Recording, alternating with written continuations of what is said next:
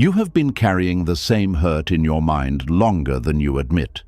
They told you time heals everything. But if that were true, why does one memory still return when the room becomes quiet? Why does one sentence still echo like it was spoken yesterday? Why does your heart keep going back to the same moment, trying to understand what broke it? The truth is, your mind is not replaying the pain because it enjoys suffering. It is replaying it because a part of you still believes that if you can finally understand why it happened, then maybe you will finally feel free. But Buddhist wisdom teaches that inner suffering does not continue only because of what happened. It continues because the mind keeps touching the wound, asking it to explain itself again and again.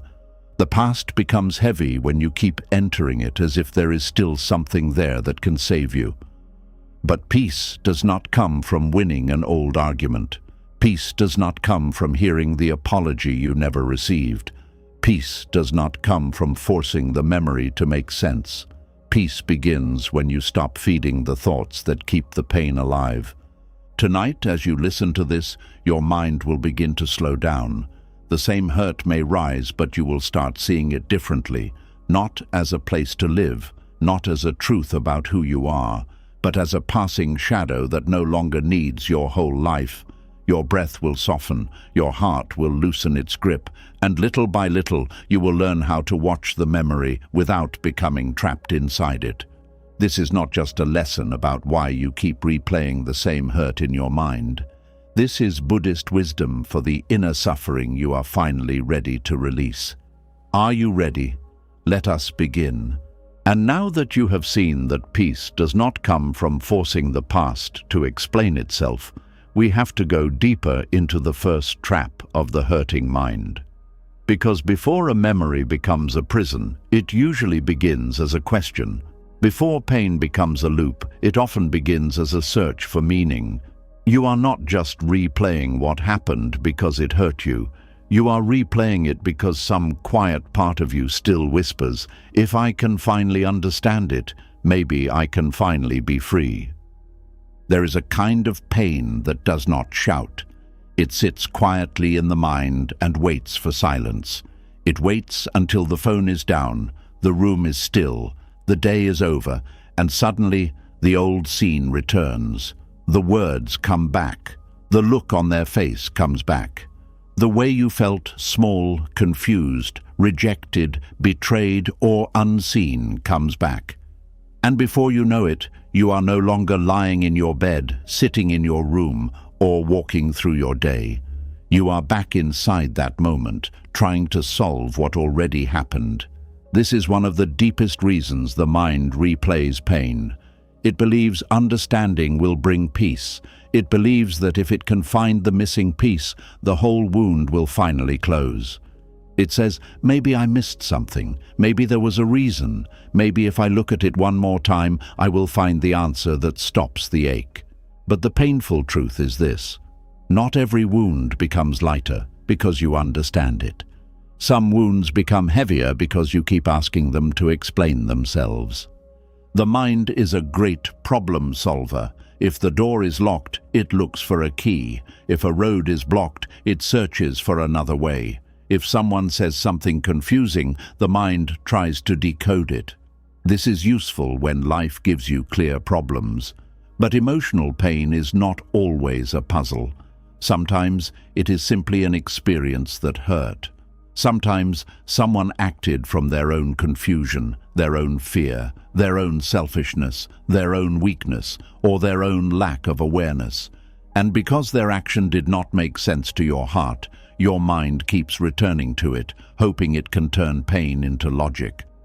But human behavior is not always logical. People can hurt you without having a clean explanation. People can leave without giving you a proper ending. People can say they care and still act carelessly. People can promise safety and become the source of your anxiety. People can know your wound and still touch it. And when this happens, the mind struggles because it wants a neat answer. It wants something it can hold. It wants to say, "This happened because of this." But life does not always give the heart a complete sentence.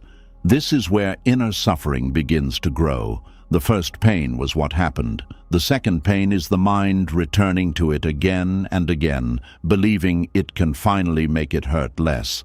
Buddhism teaches that suffering often grows not only from the event itself, but from our attachment to it.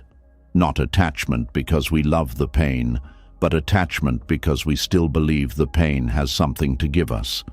We keep going back as if the memory is a teacher, but sometimes the memory has already taught all it can teach. After that, it only repeats the same lesson in a harsher voice. Think about how many times you have asked yourself, why did they do that? At first, the question feels innocent. It feels like healing. It feels like wisdom. But after a while, the question becomes a chain. You ask it while eating. You ask it while trying to sleep. You ask it when someone mentions their name. You ask it when a song, a place, a smell, or a sentence pulls you back. And the more you ask, the more your mind believes the answer is still missing. It does not realize that the repeated asking is now keeping the wound open. There is a difference between seeking clarity and feeding suffering. Clarity has a quiet ending. Feeding suffering has no ending. Clarity says, I see what happened, I see what it did to me, I see what I must learn. But suffering says, look again. Maybe there is more, maybe you were wrong, maybe there is another hidden reason. Clarity brings you back to the present. Suffering drags you back into the same room, the same sentence, the same silence, the same ache. And the hardest part is that the mind can make this loop feel responsible. It tells you, I am just trying to understand. It tells you, I am just trying to heal. It tells you, I need closure. But sometimes what we call closure is really the hope that the past will become gentle if we stare at it long enough. Sometimes what we call understanding is the desire to make someone's hurtful action feel less painful. We want a reason, because a reason feels safer than emptiness.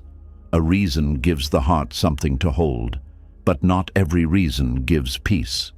You may understand that someone was emotionally immature and still feel hurt. You may understand that someone was selfish and still feel wounded. You may understand that someone had their own pain and still feel damaged by what they did. Understanding can explain the behavior, but it does not always erase the impact. This is why some people become exhausted after years of thinking. They know the facts, they know the patterns, they know the childhood wounds, the red flags, the excuses, the timing, the weakness, the fear, and the emotional history, yet they still do not feel free. Why? Because the heart does not heal only by collecting explanations. The heart heals when it stops asking the explanation to replace acceptance. Buddhist wisdom points us toward a deeper truth. The mind wants to understand so it can control. The heart needs to accept so it can release. These are not the same thing. Control says, if I understand why, I can stop feeling powerless. Acceptance says, even if I never fully understand why, I can stop giving this moment my whole life. Control keeps searching the past. Acceptance returns to the breath. Control argues with what happened. Acceptance sees what happened and slowly stops fighting the fact that it happened. This does not mean you approve of the hurt. This does not mean you pretend it was fine. This does not mean you excuse the person. Buddhism is not asking you to smile at your wound and call it beautiful. It is asking you to see clearly. Seeing clearly means you stop confusing repeated thought with true healing. You stop believing that pain becomes meaningful only when every detail is understood. You stop treating your mind like a courtroom where the past must be judged every night before you can rest. Many people replay hurt because they are still waiting for the past to confess. They want the memory to finally say, yes, you were hurt. Yes, it was unfair. Yes, you did not deserve that. But the memory cannot give you the comfort you needed from the person who failed you. It can only replay what happened. That is all a memory can do. It cannot become kinder. It cannot change its tone. It cannot hold you. It cannot apologize. It cannot become the ending you deserved. When you keep returning to it for comfort, you are asking a dry well for water. And yet, the mind returns because it is trying to protect you. This is important. You are not foolish for replaying pain. You are not weak. You are not broken. The mind replays emotional injury because it wants to prevent it from happening again. It says, "Let us study this. Let us watch every detail. Let us find where the danger began." In its own way, the mind is trying to build a shield. It wants to recognize the next betrayal before it arrives. It wants to hear the next lie before it sounds convincing. It wants to notice the next abandonment before your heart gets too close. But protection can become a prison when the mind never stops studying the wound. A person who was once hurt by fire may become careful around flames. That is wisdom. But if that person spends every night staring at the memory of the burn, feeling the heat again, smelling the smoke again, fearing every small light, then caution has become suffering. In the same way, your mind may have learned something important from the hurt. It may have learned to notice inconsistency, to listen to your body, to respect your intuition, to stop ignoring small signs, to stop begging for love from people who cannot give it. Those lessons are valuable, but once the lesson has been received, you do not have to keep sitting in the classroom of pain. The mind often believes peace will come when the story finally makes sense. But some stories do not make sense because they were created by unconscious people. Some people do not understand themselves enough to explain what they did to you. Some people caused pain from a place they have never examined. If you keep searching for a clean reason inside a messy person's behavior, you may spend years looking for something that was never there. You may be waiting for depth from someone who acted from shallowness. You may be waiting for maturity from someone who was ruled by impulse. You may be waiting for truth from someone who survived by avoiding it. This is why Buddhist wisdom teaches us to return to direct experience. What happened? What did it create inside you? What are you still holding? What can you release now? These questions are different from "Why did they do this?" They bring your attention back to your own freedom. They move you from their mind to your heart. They stop making your peace depend on someone else's hidden motives. When the mind keeps replaying pain, it often thinks the answer is outside you. It thinks peace is hidden in their reason, their apology, their regret, their explanation, their message, their confession, their changed behavior. But if your peace depends on something another person may never give, then your life becomes tied to their absence. You wait, you check, you wonder, you interpret, you remember, you suffer. And all the while, the present moment sits quietly beside you, untouched, waiting for you to return. There is a painful honesty here. Sometimes we keep replaying hurt because we are not ready to accept how simple the truth might be. Maybe they did not value you the way you valued them. Maybe they were not capable of loving with care. Maybe they enjoyed being needed but feared being responsible. Maybe they liked your warmth but did not know how to protect it. Maybe they were careless because they did not have the depth you hoped they had. These truths hurt because they do not give us the dramatic explanation the mind wants. They are too plain, too sharp, too final. The mind would rather search for a complicated reason than accept a simple wound, because a complicated reason gives hope. It says, maybe there is more to the story. Maybe they cared but were afraid. Maybe they hurt me because they were confused. Maybe if I understand them better, I will stop hurting. But sometimes the simple truth is the door to freedom, not because it feels good, but because it stops the endless search. It allows you to say, "This hurt me. I learned from it. I do not need to live inside it anymore." Buddhism speaks often about craving. Most people think craving is only about wanting pleasure, comfort, money, food, praise, or attention. But there is also a craving for explanation, a craving for emotional certainty, a craving to make the past clear enough that it no longer scares us. This craving can become very subtle. You may not be craving the person anymore. You may not want them back. You may not even like them now. But you may still crave the explanation. You may still crave the final sentence that makes your nervous system relax. You may still crave the moment where everything clicks and the pain says, "Now I can leave." But peace does not always arrive as a click. Sometimes peace arrives as a decision repeated gently over time. I do not need to solve this tonight. I do not need to enter this memory again.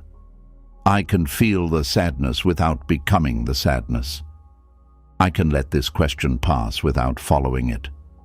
This is not weakness. This is discipline. This is the quiet strength of a person who has stopped letting old pain choose the direction of their attention. The mind is powerful, but attention is the gatekeeper. Whatever you return to again and again becomes stronger in your inner world. If you return to resentment, resentment grows roots. If you return to shame, shame builds a house. If you return to the question, why was I not enough? That question begins to shape your identity. But if you return to the breath, to the body, to the present, to compassion, to truth, something else begins to grow. Not instantly, not magically, but steadily. This is why the practice is not to force the memory away. Forcing it away often gives it more power. The practice is to see it when it comes, name it gently, and refuse to enter the old courtroom. You can say within yourself, "This is the mind searching for peace in the past." That simple recognition creates space. You are no longer the thought. You are the one seeing the thought. You are no longer drowning inside the memory. You are watching the wave rise and fall. There is great freedom in realizing that every thought does not deserve a conversation. Some thoughts are only echoes. Some memories are only old weather passing through the mind. Some questions are not doors, they are traps dressed like doors.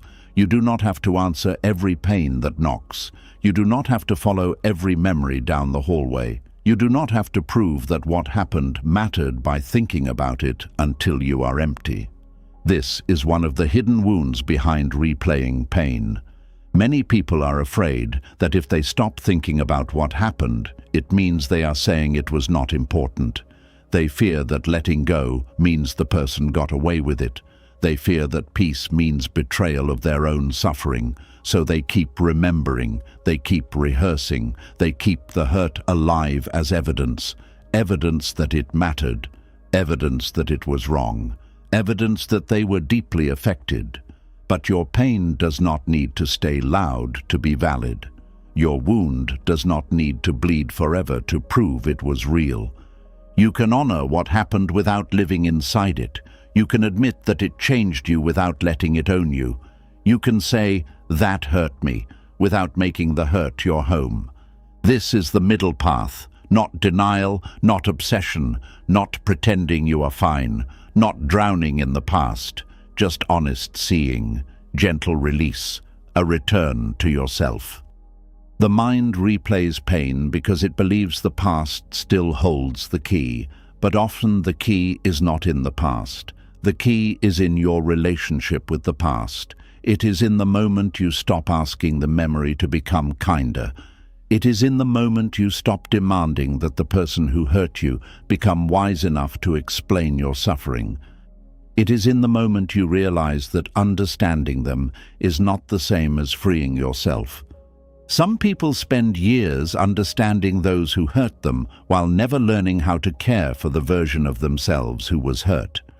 They analyze the other person's childhood, fears, patterns, trauma, weaknesses, and emotional limits. They become experts in the person who caused the pain. But they remain strangers to the part of themselves that is still trembling inside.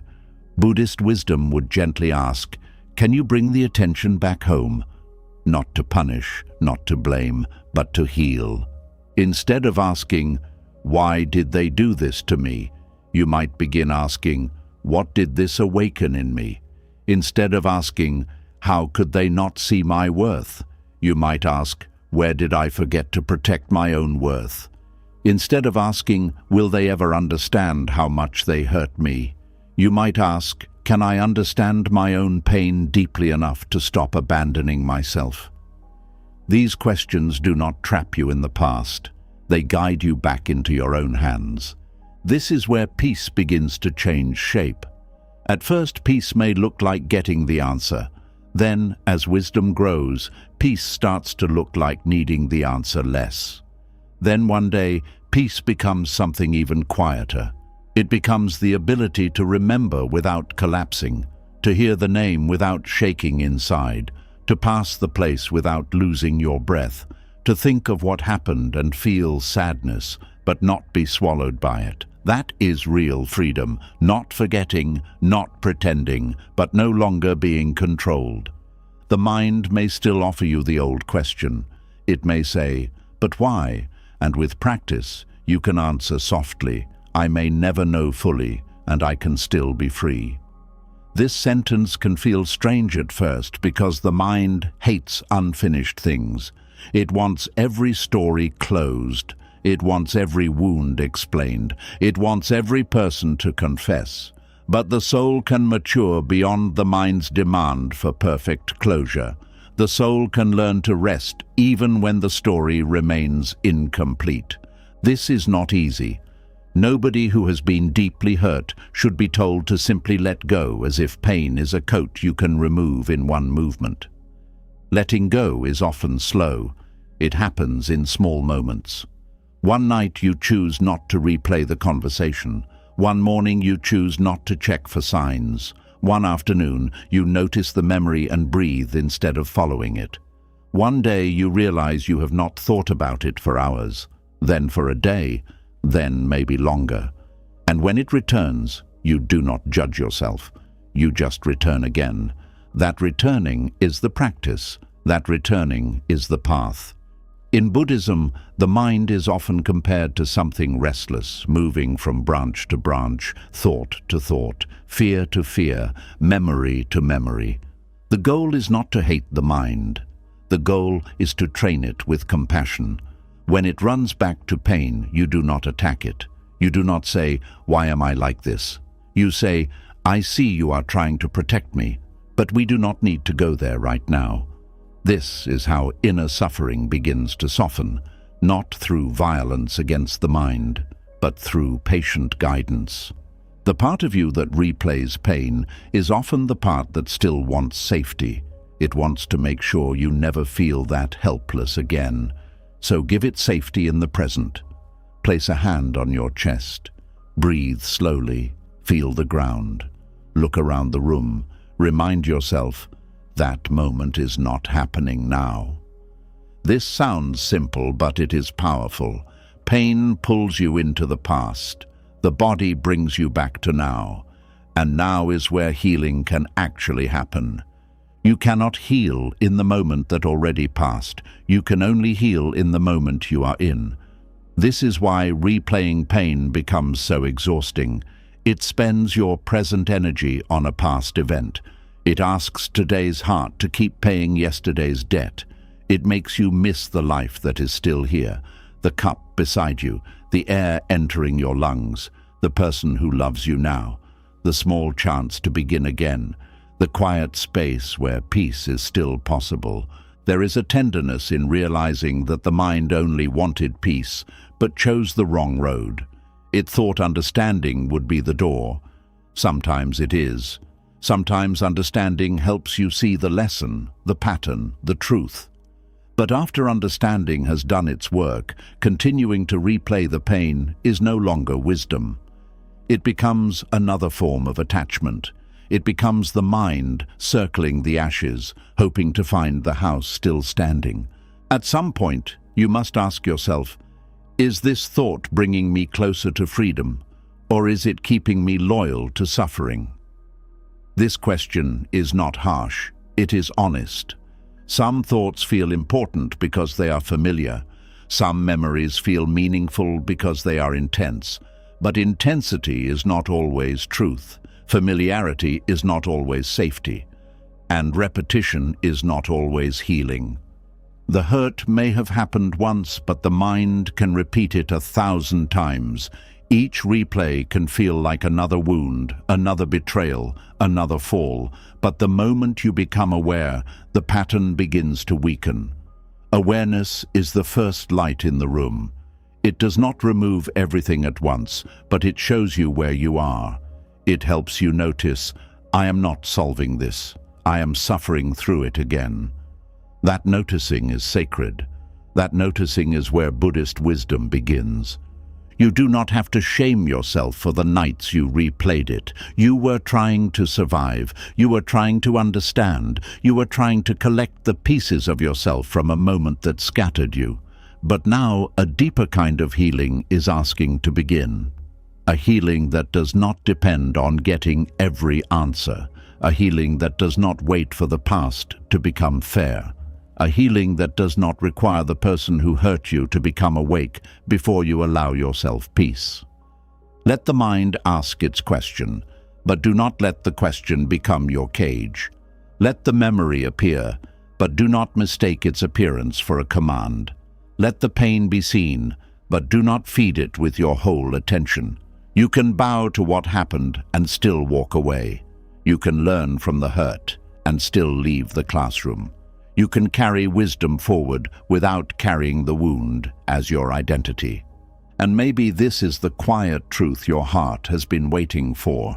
You do not need to understand every detail to begin healing. You do not need the perfect explanation to breathe again. You do not need the past to become gentle before you become free. Sometimes peace begins the moment you stop asking pain to give you permission to live. So, when the same hurt returns tonight, do not panic. Do not fight it like an enemy. Do not follow it like a master. Just see it. Breathe. Say quietly, this is the old search for understanding. This is the mind looking for peace in a place where peace no longer lives. Then come back. Come back to your breath. Come back to your body. Come back to this moment. Come back to the part of you that is still here, still alive, still able to soften, because the mind may replay pain believing understanding will bring peace. But Buddhist wisdom teaches that peace begins when you stop needing the past to explain itself before you allow your heart to rest. And the more you practice this, the more you will see that the answer was never hidden inside the hurt. The answer was in learning how to stop returning to it as if it were home. And once you begin to see that the mind keeps replaying pain because it is searching for peace in the past, another deeper truth starts to appear. Sometimes the mind is not only looking for answers, sometimes it is holding on because the pain has become familiar. The hurt may be heavy, but at least it is known. The ache may be tiring, but at least it gives the heart something to hold. And this is where inner suffering becomes quiet and dangerous, because old pain can begin to feel safer than the empty space that appears when you finally let it go. There is a strange comfort in the hurt you already know. It may sound painful to admit, but many people stay close to old wounds because those wounds have become part of their inner routine. The memory returns, the chest tightens, the question rises, the heart sinks, and somehow, even though it hurts, the mind knows what to expect. But what happens when the memory stops? What happens when the pain no longer fills the room?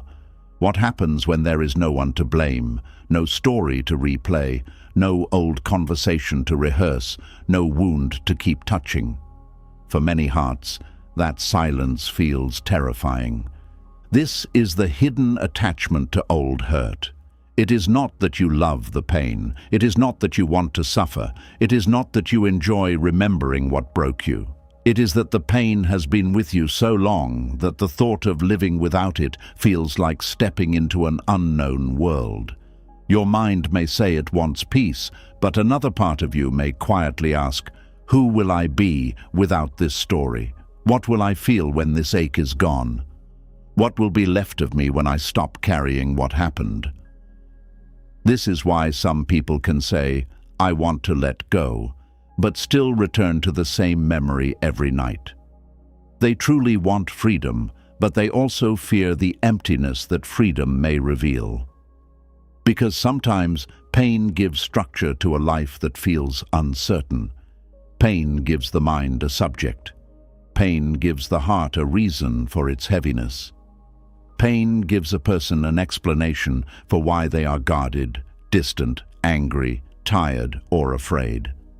When that pain is removed, the person may have to face something even deeper, the quiet space beneath the wound. Buddhist wisdom teaches that attachment is not always attachment to pleasure. Sometimes we become attached to suffering because suffering becomes familiar. The mind clings not only to what feels good, but also to what feels known. This is why people return to painful patterns, painful memories, painful relationships, painful thoughts, and painful identities. The mind does not always choose what is healthy. Often, it chooses what it recognizes. And when old hurt has lived inside you for a long time, peace can feel unfamiliar, even suspicious. You may have noticed this in your own life.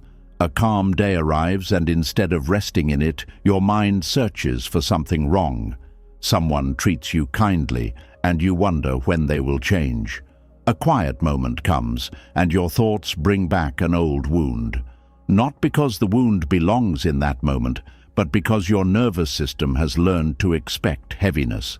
It has learned that emotional intensity means something is happening. So when life becomes still, the mind becomes restless. It asks, why is it so quiet? Where is the pain? Where is the problem? And then it reaches for the old hurt, not because the hurt is good, but because the hurt is familiar. This is one reason emotional emptiness can feel so threatening. When you let go of a painful memory, you may expect immediate peace.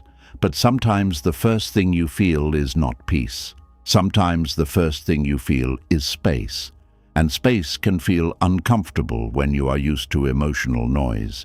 Space can feel like loneliness. Space can feel like loss.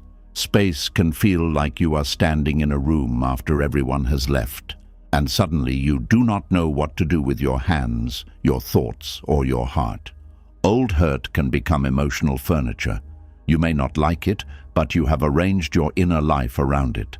You know where it sits. You know how it feels. You know what thoughts come with it.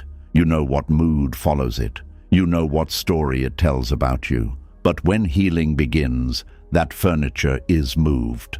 The room becomes open, and even though the space is healthier, it can feel strange. The heart asks, what do I do with all this room? This is why healing requires courage. Not only the courage to face pain, but the courage to face the emptiness after pain loosens its grip. Many people think the hardest part is remembering what happened. But sometimes the harder part is no longer needing to remember it. Because if the hurt has been your companion for years, its absence can feel like abandonment. You may even miss the pain, not because it was kind to you, but because it was always there. There are people who wake up and reach for their old hurt the way others reach for their phone. Before the day begins, the mind checks the wound. It asks, are we still sad? Are we still angry? Are we still waiting? Are we still proving that what happened mattered? This checking becomes a habit, and like all habits, it creates a false sense of safety. The mind believes that as long as it keeps the hurt nearby, it will not be caught off guard again. It believes that letting go means becoming careless. It believes that peace may make you vulnerable. But true peace does not make you careless, it makes you clear. Letting go does not mean you forget the lesson. It means you stop living inside the injury. You can remember the fire without keeping your hand in the flame. You can honor the warning without carrying the burn as your identity. You can learn from pain without becoming loyal to pain. This is where Buddhist wisdom becomes deeply practical. It asks you to look at your attachment without shame, not to judge yourself, not to accuse yourself, not to say, "Why am I still holding on?" but to gently ask, "What does this pain give me that I am afraid to live without?" That question can open a hidden door, because sometimes old hurt gives a person a sense of control. Sometimes it gives them a reason not to trust again. Sometimes it gives them permission to stay closed. Sometimes it gives them an identity that feels safer than becoming new. If you have been hurt deeply, openness may feel dangerous. Joy may feel temporary. Love may feel like a trap. Rest may feel undeserved. So the mind clings to pain because pain says, stay alert, stay guarded, stay ready. And for a while that may have helped you survive. But survival is not the same as freedom.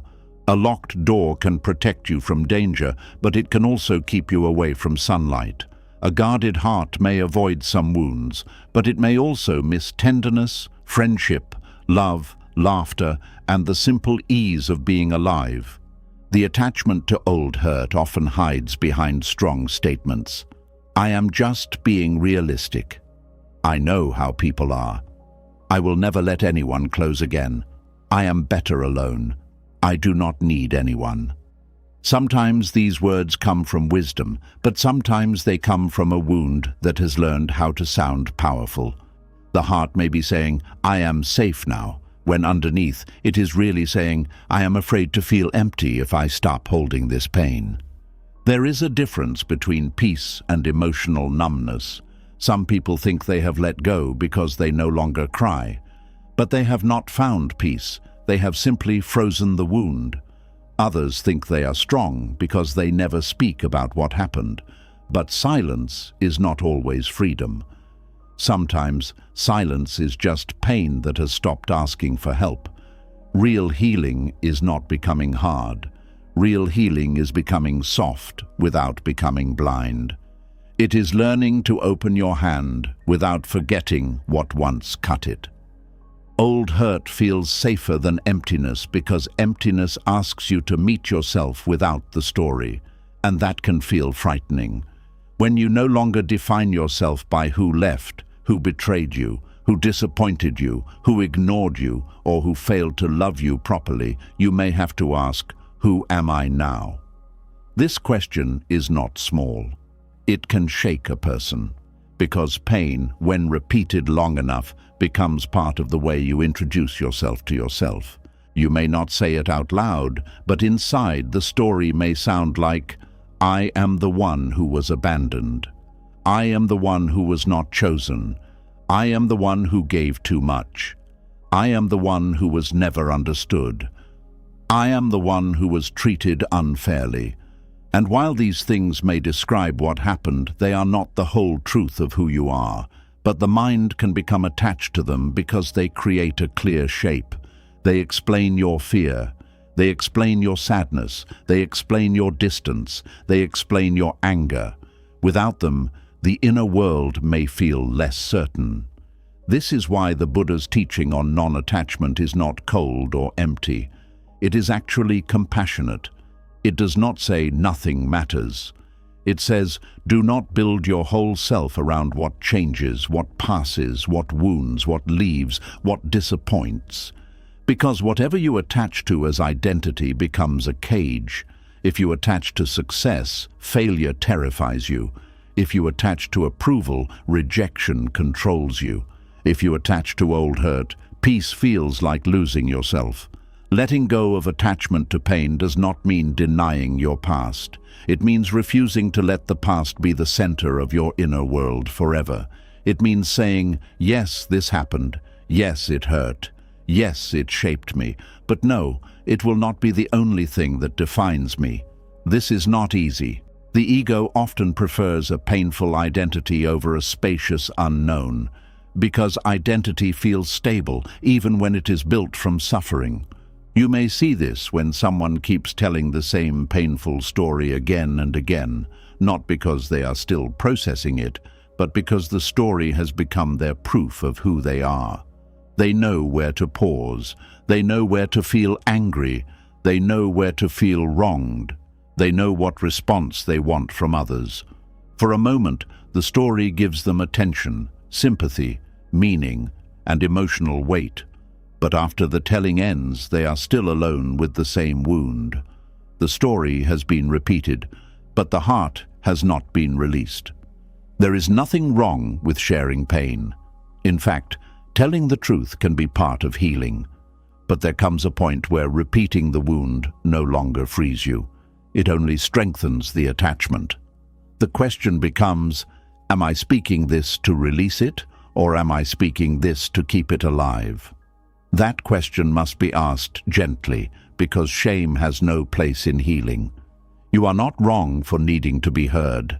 Every wounded heart wants a witness, but the deepest witness must eventually come from within. You must become the one who can sit with your own heart and say, I believe you. I see what happened. You do not have to keep proving it. So much replaying comes from the need to prove pain. If no one understood you, you keep explaining it inside. If no one apologized, you keep building the case. If no one came back, you keep holding the evidence. But your suffering does not become more real because you repeat it. It was real the first time. Your pain does not need endless rehearsal to be valid. The wound does not need to stay open to prove that the cut was deep. Emotional emptiness also frightens people because it removes distraction. As long as you are focused on the old hurt, you do not have to feel the full silence of your present life. You do not have to face the dreams you postponed. You do not have to ask why you feel disconnected from yourself. You do not have to admit that certain parts of your life need attention. You do not have to sit with loneliness, uncertainty, or the quiet question of what you truly want now. Old pain can become a curtain. It covers the window. It blocks the view. It keeps you from seeing what is asking to be changed. This is why the mind may return to the wound at the exact moment you are close to growth. You may be ready to begin something new, and suddenly the past becomes loud. You may meet someone kind, and suddenly the old betrayal rises. You may feel a little joy, and suddenly guilt appears. You may have a quiet evening, and suddenly the memory demands attention. The old hurt says, do not move too far. Do not become too free. Do not forget me. But the deeper self says, you can remember without returning. You can grow without betraying what you survived. The attachment to hurt can also feel like loyalty.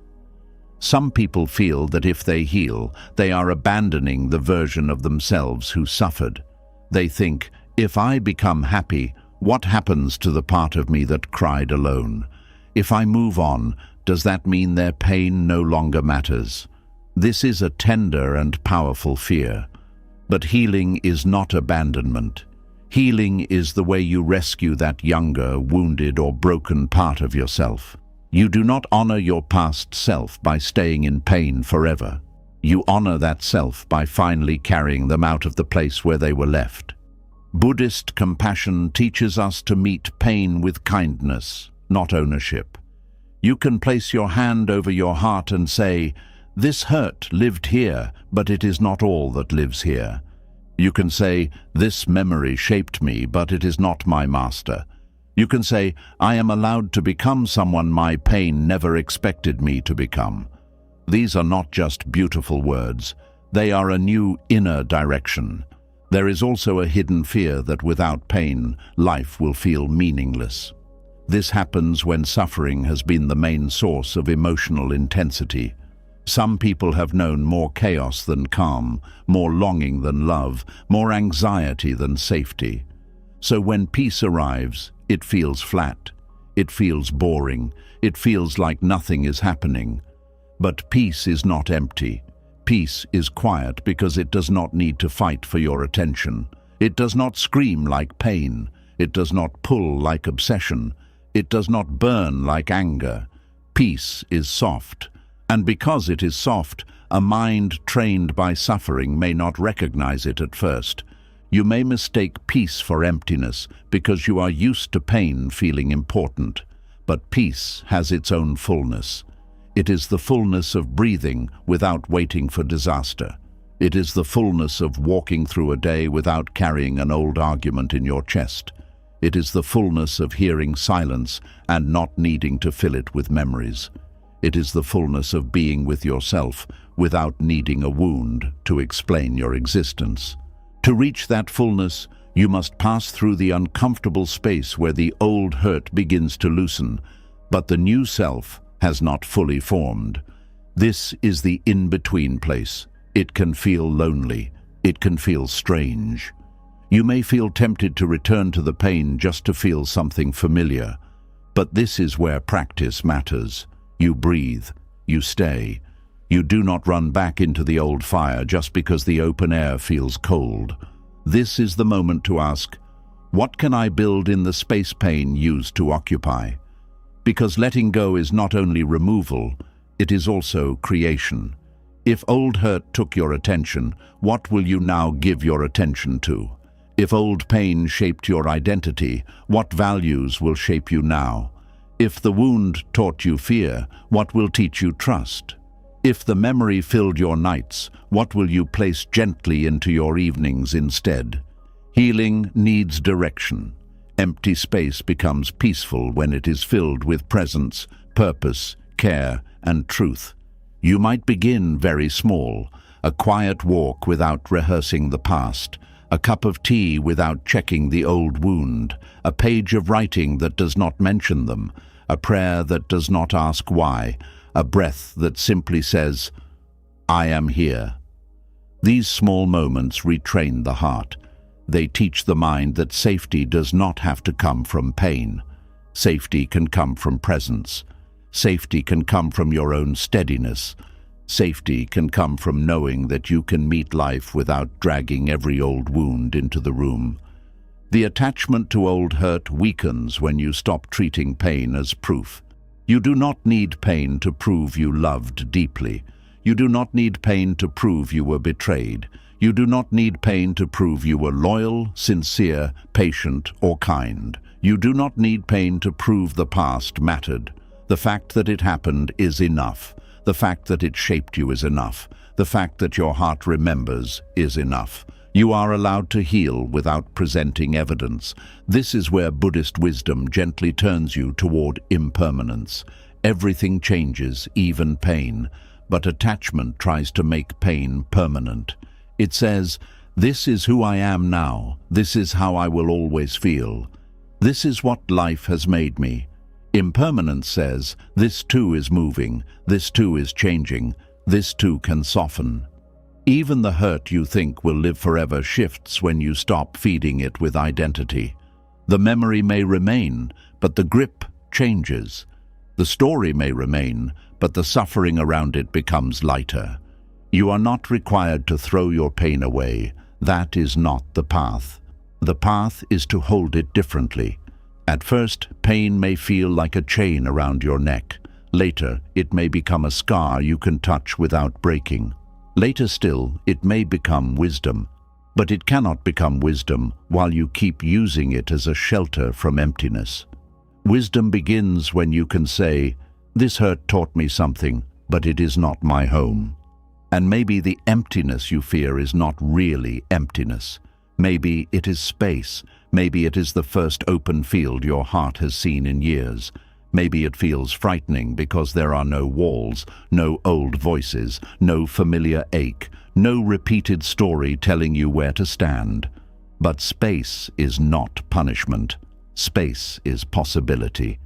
It is where a new life can begin without asking permission from the old wound. You may not know who you are without the pain yet. That is okay. You do not have to know immediately. Healing is not a race toward a new identity. It is a slow return to the life beneath the injury. Before the hurt, there was a part of you that could feel wonder, a part that could laugh without guilt, a part that could rest without suspicion, a part that could trust a moment without searching for the hidden danger. That part may not be gone. It may only be buried beneath years of emotional guarding. When old hurt feels safer than emptiness, the practice is not to force yourself to release everything at once. The practice is to create enough inner safety that letting go no longer feels like falling. You do this by becoming a steady presence for yourself. You do this by honoring your feelings without letting them rule your whole life. You do this by giving your mind something kinder to return to. You do this by building a present that feels more nourishing than the past feels familiar. The mind will test you. It will bring the memory back and ask, "Are we still holding this?" It will offer the old sadness and say, "This is who we are." It will bring the old anger and say, "This keeps us strong." It will bring the old story and say, "Without this, we are nothing." But you can answer with gentleness, "No. This was part of my life, but it is not the whole of me. I can let space open. I can survive the quiet. I can meet myself without the wound." This is a sacred turning point. The moment you stop using pain to avoid emptiness, you begin to discover that emptiness was never the enemy. It was simply the place inside you that had not yet been filled with your own presence. The old hurt occupied that place for a long time, so when it leaves, the room feels bare. But now you can enter that room with compassion. You can bring breath there. You can bring patience there. You can bring new choices there. You can bring life there. And as you continue, you may notice something soft but powerful. The memory loses its authority. It may still visit, but it no longer owns the house. The sadness may still rise, but it no longer decides your future. The emptiness may still appear, but you no longer rush to fill it with suffering. You begin to understand that peace is not the absence of all pain. Peace is the end of being controlled by pain. This is why old hurt can feel safer than emotional emptiness, and this is why release must be gentle. You are not only letting go of a memory, you are letting go of a familiar inner world. You are learning to live without the ache that once explained you. You are learning to trust quietness. You are learning to stand in open space without running back to the wound. You are learning that the unknown can hold you more kindly than the past ever did. So, if the old hurt calls you back, pause before you answer. Ask yourself, am I returning because there is wisdom here or because this pain feels familiar? Ask, am I afraid of what I will feel if I finally stop carrying this? Ask, what would my life look like if I no longer needed this wound to explain my heart? These questions do not force healing. They invite it. They open a door without pushing you through. And little by little, the attachment begins to loosen. Not because you hated the pain away, but because you found something deeper than pain to belong to. You found your breath. You found your present. You found the quiet strength to feel empty without filling the emptiness with old suffering. You found the courage to become more than what happened. Because the hidden attachment to old hurt is not a sign that you are weak. It is a sign that your heart learned to survive by holding what was familiar. But now, Buddhist wisdom is inviting you into something wider. You do not have to keep choosing a known wound over an unknown peace.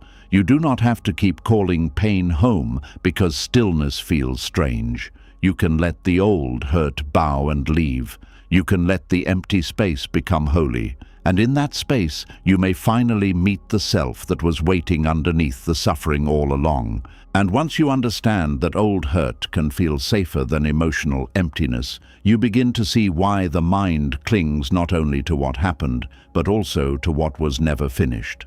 Sometimes the pain is not only in the wound itself.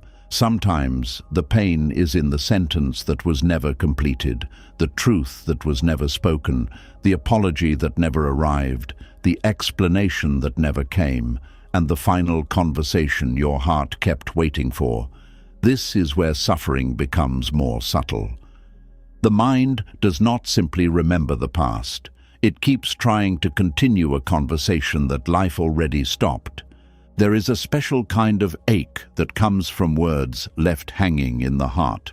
It is not always the loudest pain, but it can become one of the longest. It follows you quietly. It appears when you are trying to rest. It enters your thoughts when you hear a familiar phrase. It rises when you see someone else receive the honesty you were denied. And suddenly you find yourself speaking inside your own mind to someone who is not there, explaining what they refused to understand, defending what they never allowed you to say, asking questions they may never answer. This is how unfinished conversations become mental prisons, not because you are weak, not because you cannot move on, not because you want to suffer, but because the mind was built to seek completion. It wants the open loop to close. It wants the broken sentence to end. It wants the scene to make sense. When someone leaves without clarity, when they shut down instead of speaking, when they twist the story, when they disappear, when they act as if nothing happened, your mind keeps returning because it is still waiting for the missing ending. The heart can survive pain, but confusion makes pain stay longer. If someone hurts you and speaks honestly, the wound may still ache, but at least the mind has something solid to stand on. But when someone hurts you and leaves you with silence, denial, blame, or half-truths, the mind becomes restless. It starts building its own courtroom. It calls the memory back. It gathers old messages. It studies tone, timing, facial expressions, promises, changes, pauses, and contradictions. It tries to become the judge, the witness, the lawyer, and the wounded person all at once. And this is exhausting. Buddhist wisdom teaches that suffering grows when the mind clings to what cannot be controlled. And few things are harder to control than another person's willingness to speak truthfully. You can prepare the perfect words. You can know exactly what you want to ask. You can carry a heart full of honest pain, but you cannot force someone to meet you with maturity. You cannot force them to explain what they are committed to avoiding. You cannot force them to care about the damage they caused. You cannot make a closed heart become open simply because your wound deserves it. This is one of the hardest truths to accept. Sometimes the conversation you needed cannot happen with the person who caused the hurt, not because your pain is not valid, but because they do not have the courage, depth, awareness, or humility to enter that conversation honestly. Some people can wound you deeply and still avoid looking at the blood on their hands. Some people can hear your pain and feel more attacked than responsible. Some people can listen only long enough to defend themselves. Some people are more interested in protecting their image than understanding your heart. And when that happens, the unfinished conversation moves inside you. It no longer happens between two people. It happens between you and your memory. You argue with them in your head. You replay what you should have said. You create the moment where they finally understand. You picture them admitting the truth. You imagine them saying, "I see it now. I was wrong. You did not deserve that." And for a few seconds, that inner scene may feel satisfying. But then reality returns, and the heart feels the absence again. The prison door closes quietly. The mind keeps rehearsing because it believes the right words can still free you. It says, "If I had explained better, maybe they would have cared." It says, "If I had stayed calmer, maybe they would have listened."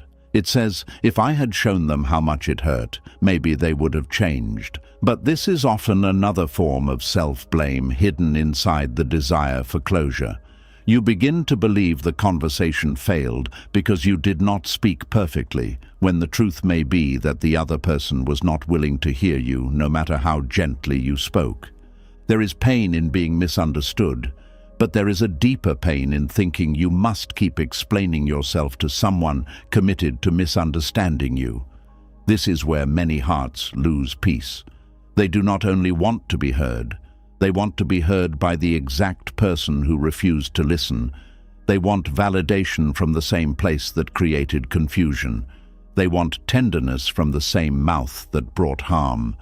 They want the person who locked the door to hand them the key. But sometimes the key is not with them anymore. Sometimes the key is in your willingness to stop knocking. This does not mean the conversation did not matter. It means your freedom cannot depend on someone else's emotional readiness. There is a difference between wanting to speak and needing them to understand before you can live. Wanting to speak is human. Needing their understanding to breathe again becomes bondage. Because then your peace is no longer in your hands.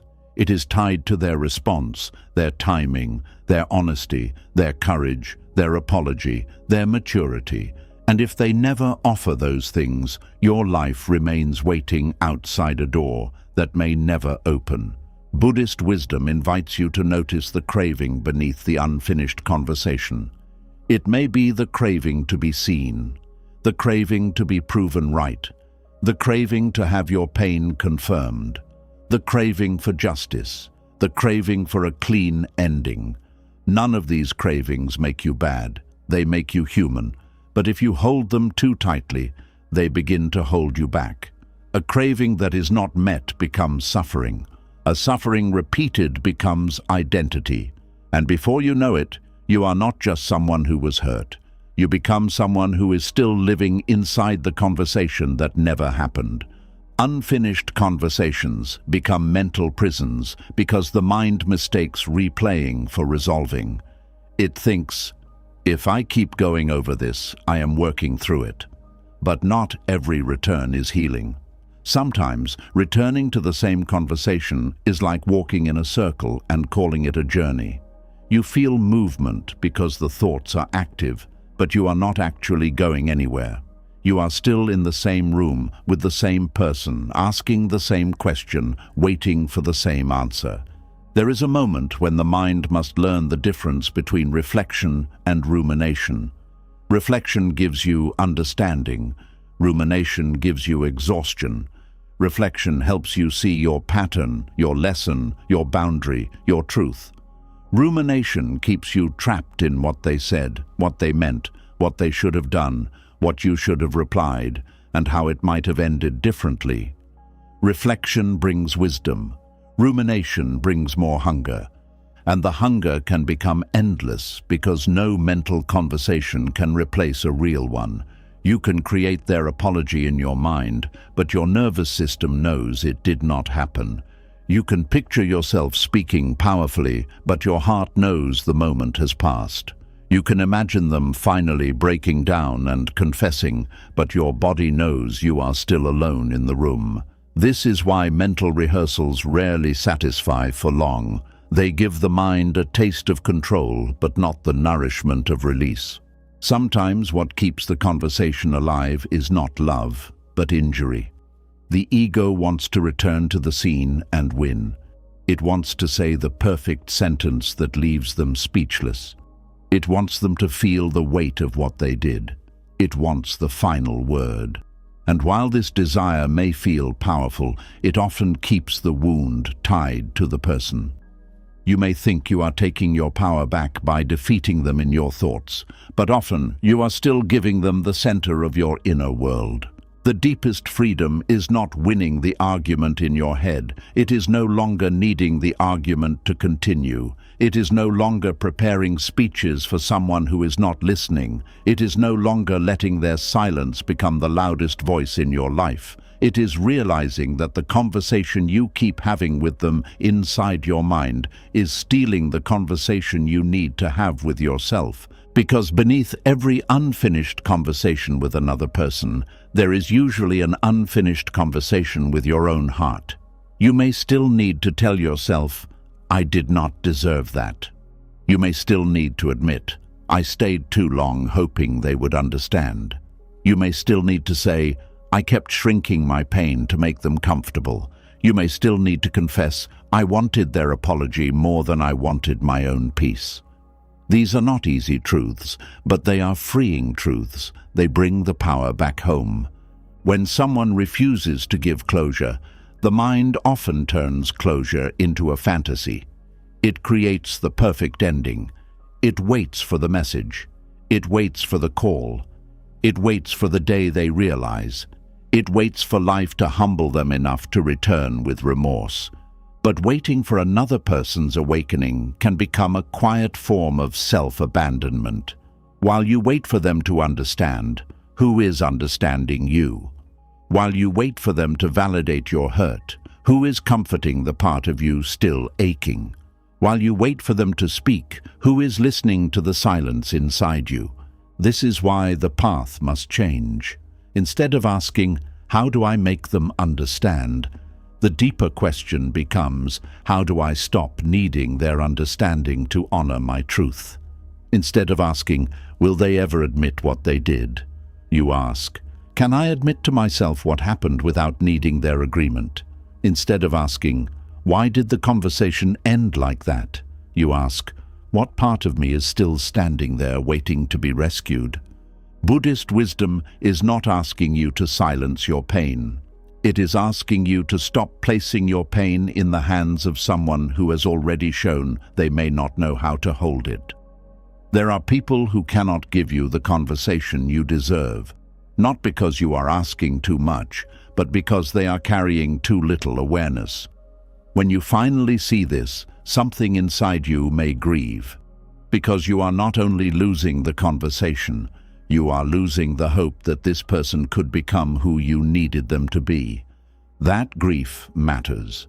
It is not small. Sometimes the unfinished conversation hurts because it reveals the limit of the relationship. It shows you that the person you wanted to reach was not as emotionally available as you believed. It shows you that honesty cannot grow in every place. It shows you that some doors stay closed, not because you did not knock properly, but because the person inside has chosen not to open. Accepting this can feel like a second heartbreak, but it is also the beginning of clarity. There is a quiet prison built from if only. If only I had said this. If only they had answered. If only I had asked one more question. If only I had not cried. If only I had stayed silent. If only I had left sooner. If only they had cared enough to explain. These words can become bars around the mind. They make the past look editable, as if one different sentence could have changed the whole ending. But many endings are not changed by better words. Some endings are shaped by character, timing, fear, avoidance, and emotional capacity. You cannot speak someone into becoming ready. This is not to say words have no power. Words can heal. Words can repair. Words can build bridges. A sincere conversation can soften years of distance. A real apology can release something deep in the heart. But when the other person is not willing, not honest, or not present, words can become a trap. You keep crafting them, polishing them, repeating them, and sending them into an empty space inside your mind. The more perfect the words become, the more painful the silence feels. So what do you do with all the words that never found a safe place to land? You do not swallow them until they poison you. You do not keep throwing them at someone who refuses to receive them. You learn to release them consciously. You write them down, not to send, but to empty the body. You speak them in prayer, not to convince the past, but to clear the heart. You say them to a trusted person who can witness without twisting. You say them to yourself in the mirror if you must. The goal is not to restart the old conversation. The goal is to stop carrying the unsaid words as a burden. There is a practice in simply telling the truth without demanding a response. You can say, that hurt me. You can say, I felt abandoned. You can say, I needed honesty. You can say, I was waiting for care from someone who kept giving confusion. You can say, I release the need to make them agree with my pain. These words may not change the person who hurt you, but they can change your relationship with the wound. They can move the truth from a trapped place into the open air. The mental prison begins to weaken when you stop treating closure as something another person must give you. Closure can be a conversation, but it can also be a decision. It can be the decision to stop arguing with silence. It can be the decision to stop explaining yourself to an old version of someone. It can be the decision to stop waiting for emotional maturity from a person who keeps choosing avoidance. It can be the decision to honor your own truth even if no one claps for it, confirms it, or apologizes for making it necessary. This kind of closure is not dramatic. It may not come with a final message. It may not come with tears, music, or a perfect ending. It may come quietly while you are sitting alone, suddenly tired of letting one unfinished conversation rent space in your mind. It may come when you realize that the words you wanted to say have become less important than the peace you want to protect. It may come when you finally admit, even if they never understand, I understand enough to leave this room. The mental room is important. Every unfinished conversation becomes a room in the mind. In that room, the other person is always there. The old version of you is always there. The emotional weather is always the same tension, the same waiting, the same ache, the same need to be heard. Healing begins when you notice that you are entering this room again. You may not be able to stop the door from appearing right away, but you can stop sitting down inside it. You can stand at the entrance and say, I know this place. I have been here many times. There is nothing new for me here today. That sentence is powerful because it breaks the illusion that the next replay will finally be different. The mind keeps entering because it believes the scene may change, but memories do not change by being replayed. Only your relationship with them changes. The person in the memory will not suddenly answer differently. The silence will not suddenly become tender. The hurtful sentence will not suddenly undo itself. But you can change. You can become the one who no longer walks all the way in. This is the practice of mindful awareness. When the unfinished conversation starts again, you do not have to fight it with anger. You do not have to say, I must stop thinking. That often makes the thought louder. Instead, you notice it. The mind is trying to finish what was left unfinished. Then breathe. The heart wants to be heard. Then soften. I can hear myself now. This turns the energy inward in a healing way. You stop waiting for them to become the witness. You become the witness. At first, this may feel unsatisfying. The wounded heart may say, but I wanted them to understand. Of course you did. That was natural.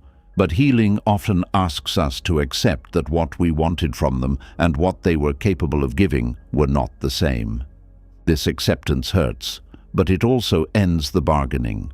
You stop trying to purchase peace with perfect words. You stop trying to earn empathy from someone who keeps spending it elsewhere.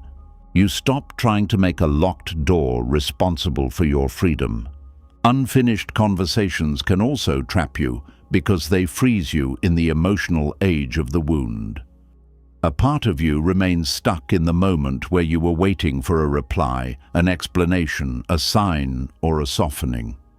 Even if years pass, that part may still feel like it is standing there, holding its breath. This is why the memory can feel so fresh. It is not only a thought, it is an emotional state that never fully completed. Your body still remembers the waiting. Your throat still remembers the words you held back. Your chest still remembers the pressure of being unheard. To release this, you must bring compassion to the version of you who got stuck there. Do not mock that version. Do not rush them. Do not say, you should be over this. Instead, speak inwardly with kindness. I know you wanted them to listen. I know you had so much to say. I know it hurt when they did not meet you, but I am here now. You do not have to keep standing in that moment. This is not childish. This is deep inner repair. The parts of us that were not met by others often need to be met by our own awareness. Buddhist compassion is not passive. It is an active tenderness towards suffering. It does not deny the prison. It simply opens the door from the inside. It says, yes, this conversation was unfinished. Yes, that was painful. Yes, you wanted more honesty, but you do not have to keep living where someone else stopped showing up. This is how the heart begins to move. Another reason unfinished conversations become prisons is that they make you believe your truth is incomplete without their response. But your truth does not need their permission to exist. If you were hurt, you were hurt. If something was wrong, it was wrong. If you felt dismissed, confused, betrayed, or unseen, that experience matters even if they deny it. Their refusal to validate your reality does not erase your reality. It only reveals the limit of their willingness to face it. This is especially important when dealing with people who rewrite the story. They may say you are too sensitive. They may say you misunderstood. They may say they never meant it that way. They may turn your pain into an accusation against you. When this happens, the mind becomes even more trapped because it starts fighting for reality itself. It says, "No, I know what happened. I know what I felt. I know what they said." And then the mental conversation becomes a battle to defend your own sanity. The way out is not always to convince them. Sometimes the way out is to stop submitting your reality for their approval. You can say, "They may never admit it, but I no longer need their admission to trust what I lived." This is not arrogance. This is self-respect. It is the moment you stop handing your inner clarity to someone who benefits from your confusion. There are times when a real conversation is possible and healthy. If someone is sincere, accountable, calm, and willing to listen, speaking can be healing. But if every attempt leaves you more confused, more blamed, more anxious, or more wounded, then the conversation may not be a bridge. It may be another circle. Wisdom is knowing the difference. Not every open loop deserves another attempt. Not every silence needs to be chased. Not every person who hurt you deserves unlimited access to your emotional energy. Sometimes the most powerful sentence is not the one you say to them. It is the one you say to yourself, "This conversation is complete enough for me to leave." Complete enough does not mean perfect. It means you have enough truth to stop returning. You have enough evidence to stop doubting yourself. You have enough pain to know the pattern. You have enough wisdom to choose peace over another round of explanation. The mind may resist this because it wants a cleaner ending. It wants the last page tied neatly. But life is full of unfinished pages. People move on without apologizing. Messages go unanswered. Questions remain open. Goodbyes happen without ceremony. Truth is avoided. Love becomes unclear. Plans collapse. Promises disappear. If peace required every conversation to end properly, almost no one would be free. So Buddhist wisdom teaches a different freedom, the ability to rest even when life leaves something incomplete. This does not happen by pretending. It happens by allowing the ache of incompletion to be felt without obeying it. You can feel the sadness of what was never said. You can feel the anger of being denied honesty. You can feel the grief of not receiving the conversation you deserved. But you do not have to turn those feelings into a lifelong waiting room. You can let them move through you. You can breathe with them. You can learn from them. And then, slowly, you can choose not to rebuild the prison around them. One day, you may notice that the conversation has become quieter. Not because they finally answered, but because you stopped asking your peace to wait for their answer. You may still remember the words you wanted to say, but they no longer burn your throat. You may still wonder why they avoided truth, but the question no longer owns your night. You may still feel sadness, but it is clean sadness now, not the restless suffering of chasing closure. This is progress. This is the mind learning to stop knocking on the same closed door. And as that happens, the energy that was trapped in the unfinished conversation begins to return to you. The attention you spent rehearsing can become attention for your life. The words you kept preparing can become honesty with yourself. The love you kept hoping they would recognize can become care you offer inward. The strength you used to survive confusion can become wisdom you carry forward. This is how a mental prison becomes a doorway, Not because the past changes, but because you stop living as its prisoner. You stop waiting for the person who hurt you to become the person who frees you. You stop believing that the final conversation must happen outside you. You begin to understand that sometimes the most important closure is not when they speak, but when you stop needing them to. So when the old conversation rises again, do not rush to enter it. Pause, breathe, notice the pull. Notice the part of you that wants to explain, defend, ask, accuse, confess, or be understood. Then gently bring that part closer to your own heart. Tell it, I hear you. I know there was more to say. I know the ending hurt, but we are not going to live inside that silence anymore. And with that, you begin to walk out. Because unfinished conversations become mental prisons only when you believe your freedom is hidden inside another person's response. Buddhist wisdom shows another path. Your freedom begins when you stop waiting for the past to answer you and start listening to the part of yourself that has been asking to come home. And after you see how unfinished conversations can keep the mind trapped, you begin to notice something even deeper. It was never only about the words that were not said. It was never only about the message that never came, the apology that never arrived, or the explanation that was denied. Beneath all of that, there is often one silent wound the mind keeps circling. It keeps returning to the exact moment your self-worth was touched, shaken, questioned, or made to feel small. There are moments that do not simply hurt your feelings. They reach deeper. They touch the place inside you that asks, am I enough? And once that place is wounded, the memory does not behave like an ordinary memory. It does not stay in the past. It follows you. It waits for quietness. It rises when someone's tone changes. It appears when another person pulls away. It wakes up when you feel ignored, compared, rejected, replaced, or forgotten. And suddenly, you are not only reacting to what is happening now, you are feeling the old moment again.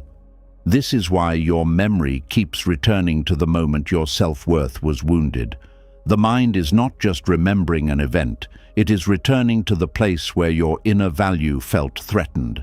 It is trying to understand how someone's action made you feel less lovable, less chosen, less important, less beautiful, less needed, less respected, or less worthy of care. The memory stays active because the wound did not only say, "This hurt." It whispered something more dangerous. It whispered, "Maybe this says something about me." That is the real poison. Not only what they did, but what your mind began to believe about yourself because of what they did. Someone leaves, and the mind says, "Maybe I was not enough." Someone lies, and the mind says, "Maybe I was foolish." Someone chooses another person, and the mind says, "Maybe I am easy to replace." Someone ignores your pain, and the mind says, "Maybe my feelings do not matter." Someone uses your kindness, and the mind says, "Maybe being soft makes me weak." The event ends, but the meaning you gave it begins to live inside you. Buddhist wisdom teaches that suffering grows from the stories the mind attaches to experience. Pain comes when something hurts us, but suffering deepens when the mind builds an identity around that hurt. A person's behavior may have wounded you, but the mind may have turned it into a conclusion about your worth. That conclusion becomes the real prison, because now you are not only healing from what happened, you are trying to untangle yourself from the belief that what happened defines you. This is why certain memories feel so sharp even after time has passed. It is not because the scene itself is always dramatic. Sometimes the moment was small on the outside. A cold reply, a dismissive look, a sudden distance, a laugh at your vulnerability, a promise broken casually, a silence after you opened your heart, a comparison that made you feel invisible, someone choosing not to defend you, someone making you feel like your presence was too much or not enough. To another person, it may have looked like a passing moment, but inside you, something bent. The mind remembers where identity was injured. It remembers where dignity was bruised. It remembers where innocence ended. It remembers where trust became alert. It remembers where you stopped feeling safe being fully yourself. The memory returns because some part of you is still standing there, waiting for your worth to be restored, not by the person who wounded it, but by your own awakened understanding. Many people think they are stuck because they miss someone, but often they are stuck because they miss the version of themselves they were before that wound. They miss the self who trusted easily, the self who spoke freely, the self who did not overthink every silence, the self who did not measure their worth through another person's attention, the self who felt open without feeling foolish. When memory returns, it may be grieving that lost self. It may be asking, where did I go? When did I begin doubting myself this much? This is why self-worth wounds are so painful. They do not stay in one area of life. They spread quietly. A wound from one person can begin to affect how you receive love from others. A wound from one rejection can make every future delay feel dangerous. A wound from one betrayal can make honesty difficult to trust. A wound from one humiliation can make visibility feel unsafe. The past event becomes a lens, and through that lens, the world starts looking less kind than it may actually be. If someone made you feel unworthy, your mind may now search for signs that others feel the same. If someone abandoned you, your mind may become sensitive to distance. If someone mocked your feelings, your mind may hide your needs. If someone treated you as replaceable, your mind may become desperate to prove you are special. This is how the wound keeps feeding itself. It looks for evidence, it watches, it compares, it interprets, it prepares for the same pain to happen again. The painful thing is that the mind believes it is protecting you.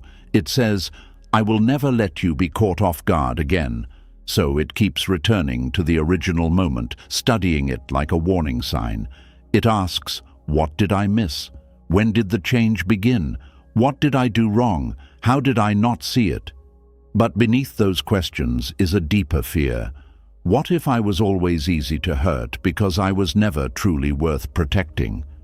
That fear is not truth, but it can feel true when the wound is fresh or old and unhealed. Buddhist wisdom asks us to look closely at this false belief. It asks us to separate the pain of an event from the identity the mind created after it. What happened may have been painful. What they did may have been unfair. What you felt may have been real. But the conclusion that you are less worthy because someone failed to see your worth is not reality. It is suffering shaped into a belief. Your worth was not created by their attention, so it cannot be destroyed by their absence. Your value did not begin when they chose you, so it does not end when they changed. Your dignity is not controlled by someone's ability to respect it. A person can fail to honor you without proving that you were not honorable. A person can fail to love you with care without proving that you were hard to love. A person can fail to stay without proving that you were not worth staying for. But the wounded mind does not accept this easily. It wants proof. It wants the person who hurt you to come back and undo the meaning their actions created. It wants them to say, you were enough. I was the one who failed. It wants them to confess, your worth was never the problem. And yes, such words may feel healing. But if your peace depends on them, you remain tied to the one who wounded you. The deeper healing begins when you can say those words to yourself and believe them slowly, even if your heart trembles at first. There is a quiet practice here. When the memory returns, do not only ask, why am I thinking of this again? Ask, what did this moment make me believe about myself? This question takes you beneath the surface. Maybe the memory made you believe you were not lovable unless you were useful. Maybe it made you believe your needs were too heavy. Maybe it made you believe you must earn care by being perfect. Maybe it made you believe that being chosen by someone else is the only way to feel chosen by life. Once you see the belief, you can begin to loosen it. A memory becomes powerful when it carries a hidden message. The goal is not to fight the memory, but to question the message. The scene may have happened, but the message may be false. They may have ignored you, but that does not mean you are invisible. They may have left, but that does not mean you are not worth staying for. They may have chosen someone else, but that does not mean you are second best as a human being. They may have misunderstood you, but that does not mean your truth is meaningless. This is where Buddhist mindfulness becomes a gentle sword. It cuts through confusion by teaching you to observe without becoming. You observe the thought, "I was not enough," but you do not become the thought. You observe the feeling of rejection, but you do not call it your identity. You observe the ache in the chest, the tightness in the throat, the heaviness in the body, but you do not say, "This is who I am." You say, "This is suffering passing through awareness." That small shift matters. It moves you from being trapped inside the wound to witnessing the wound with compassion. The mind returns to self-worth wounds because they feel unfinished in a different way. The unfinished conversation wants words. The self-worth wound wants restoration.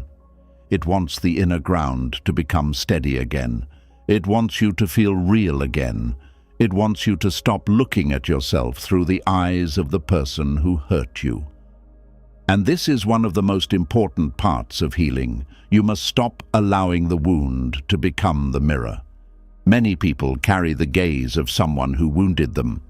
They see themselves through that person's coldness, criticism, rejection, neglect, or silence.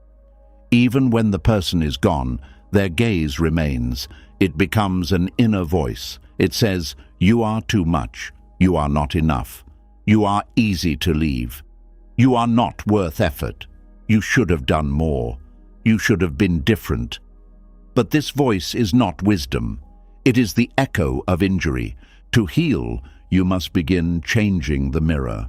You must stop asking the person who could not value you to define your value. This may sound simple, but it is a deep spiritual task, because sometimes the people who wound our worth are the people we most wanted to be valued by. Their opinion entered deeply because their love, attention, respect, or approval mattered to us. So when they failed us, the wound did not feel ordinary. It felt personal. It felt like a verdict. But another person's inability to love wisely is not a verdict on your being. It is a revelation of their capacity. Some people can only love at the level of their awareness. Some can admire you but not protect you. Some can want you but not value you. Some can enjoy your presence but not honor your heart.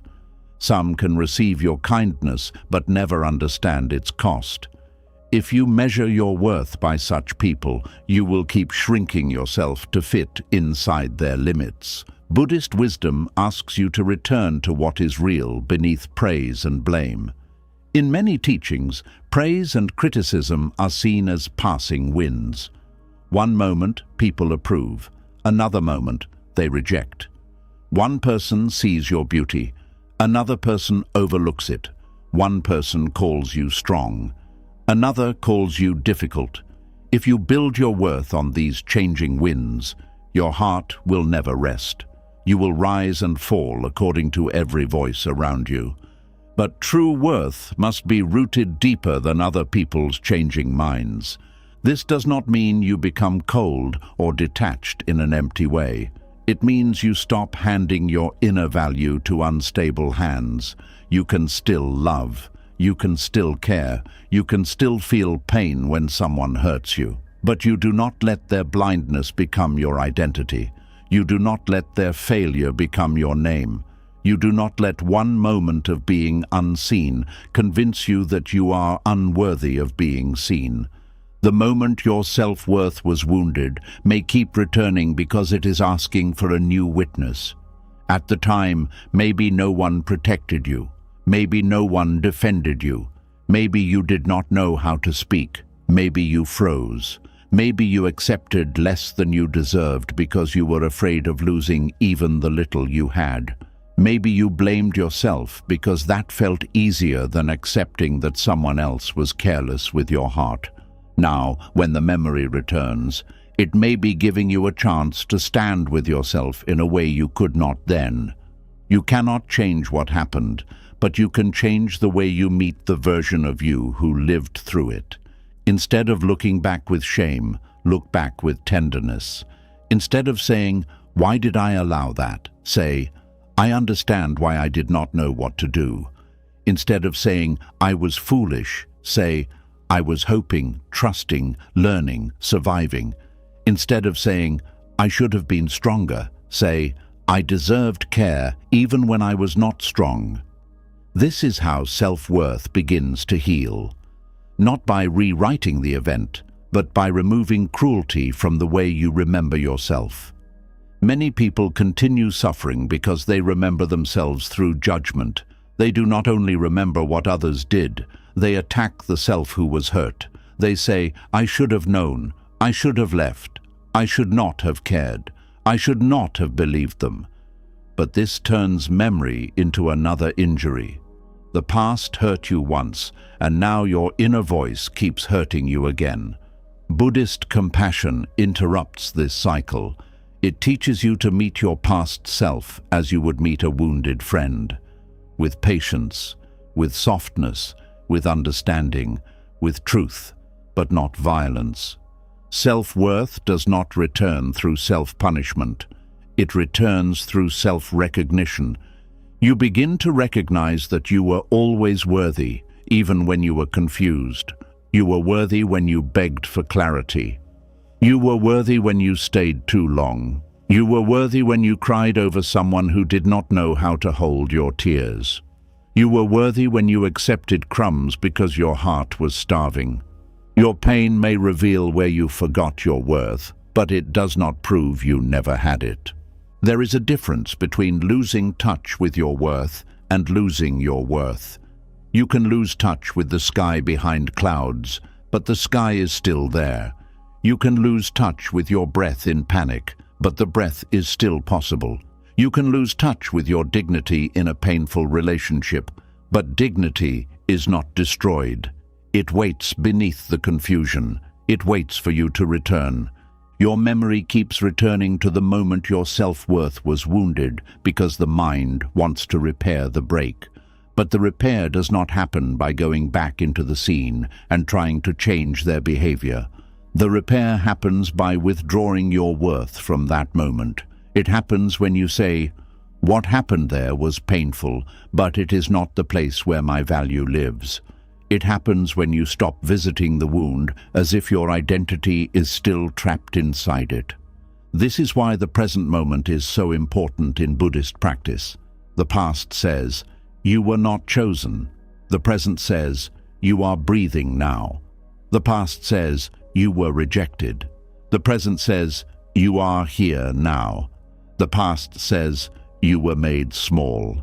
The present says, "Awareness is wide enough to hold you." The present does not erase the past, but it gives you a place to stand outside it. And sometimes, standing outside it is the first taste of freedom. When self-worth is wounded, the mind often seeks external correction. You may want new praise, new attention, new love, new success, new beauty, new proof that you matter. None of these things are wrong. Love can help. Kindness can heal. Being respected can restore something tender. But if you only seek worth outside yourself, you may become dependent on the next person's response. You may start using others as medicine for a wound they did not create. And when they are unavailable, your old pain may return even louder. The deeper path is learning to become a safe place for your own worth. This does not mean you never need people. Human beings need connection. But connection should meet your worth, not create it from nothing. Love should remind you of what is true, not become the only reason you believe you matter. When your worth begins to root within, you can receive love without clinging to it as proof. You can handle rejection without turning it into a death sentence for your identity. You can be misunderstood without disappearing inside the misunderstanding. This is a slow practice. It may begin with small moments of self-respect, not answering the message that reopens confusion, not explaining yourself to someone who keeps twisting your words, not chasing the person who made you feel optional, not laughing at a joke that hurts you, not shrinking your needs to keep someone comfortable, not calling yourself dramatic for having feelings. Every act of self-respect sends a message inward. I am worth protecting. Over time, these small acts rebuild the inner ground. The memory may still return, but it lands differently. It no longer finds the same open wound. It finds a heart that has begun to stand up. It finds a person who can say, yes, that hurt, but it did not tell the truth about me. This is the moment the memory begins to lose power, not because you forced yourself to forget, but because you stopped believing its false conclusion. There is also grief in this healing. You may grieve the years spent doubting yourself. You may grieve the softness you hid. You may grieve the choices you made while trying to be chosen. You may grieve the fact that someone's inability to value you made you question yourself so deeply. Let that grief come gently. It is not a sign that you are going backward. It is a sign that your heart is seeing clearly. It is mourning what should have been protected. But do not let grief become another identity. Let it wash, not drown.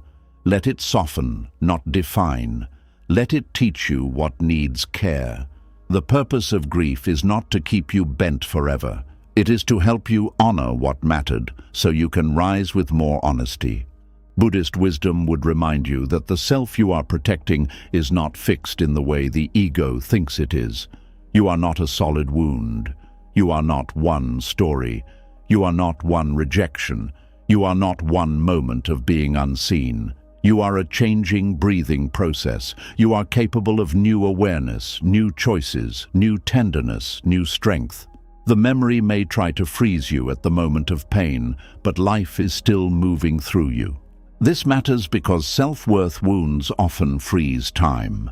A part of you may still feel like the person who was abandoned, humiliated, dismissed, betrayed, or compared. But you are not only that person now. You have lived beyond that moment. You have learned things. You have survived days you thought would break you. You have carried pain and still continued. There is evidence of worth in that continuation, not because suffering makes you valuable, but because your life remained valuable even while you suffered. Sometimes the mind returns to the wound because it wants to find the exact point where you started believing the lie. That can be useful once. It can help you see where the false belief entered. But after that, healing requires planting a truer belief. Not empty positive words, not forced confidence, a grounded truth. My worth is not reduced by another person's inability to see it. Being hurt does not make me weak. Being left does not make me worthless. Being misunderstood does not make my truth unreal. I can belong to myself even when someone else rejects me. These truths may not feel natural at first. That is okay.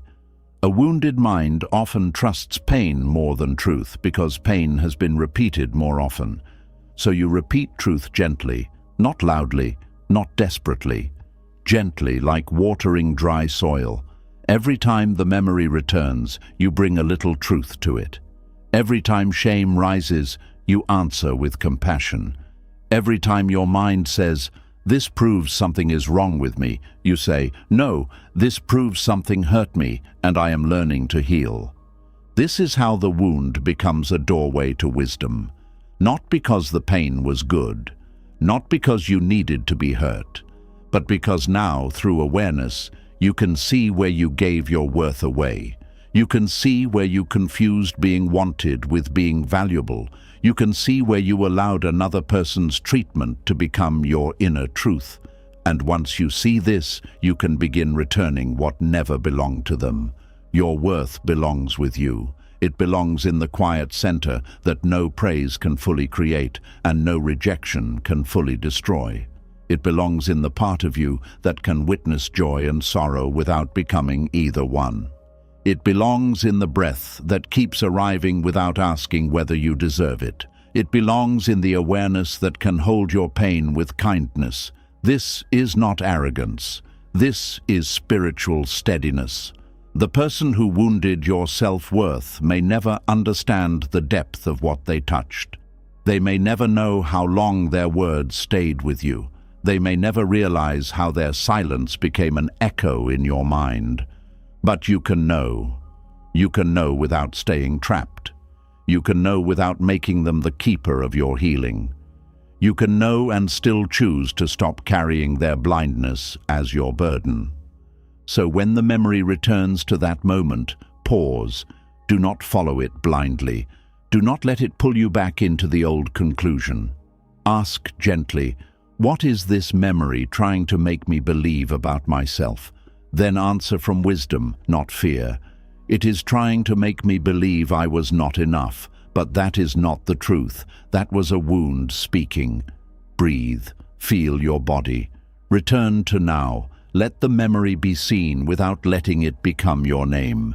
Because your mind keeps returning to the moment your self-worth was wounded, not because that moment holds your final truth, but because your heart is asking to be restored where it once felt reduced. And restoration begins when you stop looking for your value inside the eyes of those who failed to see you clearly.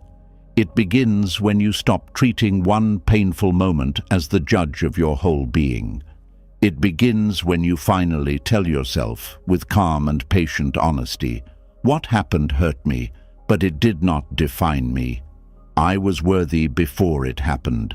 I was worthy while it happened, and I am worthy as I heal beyond it.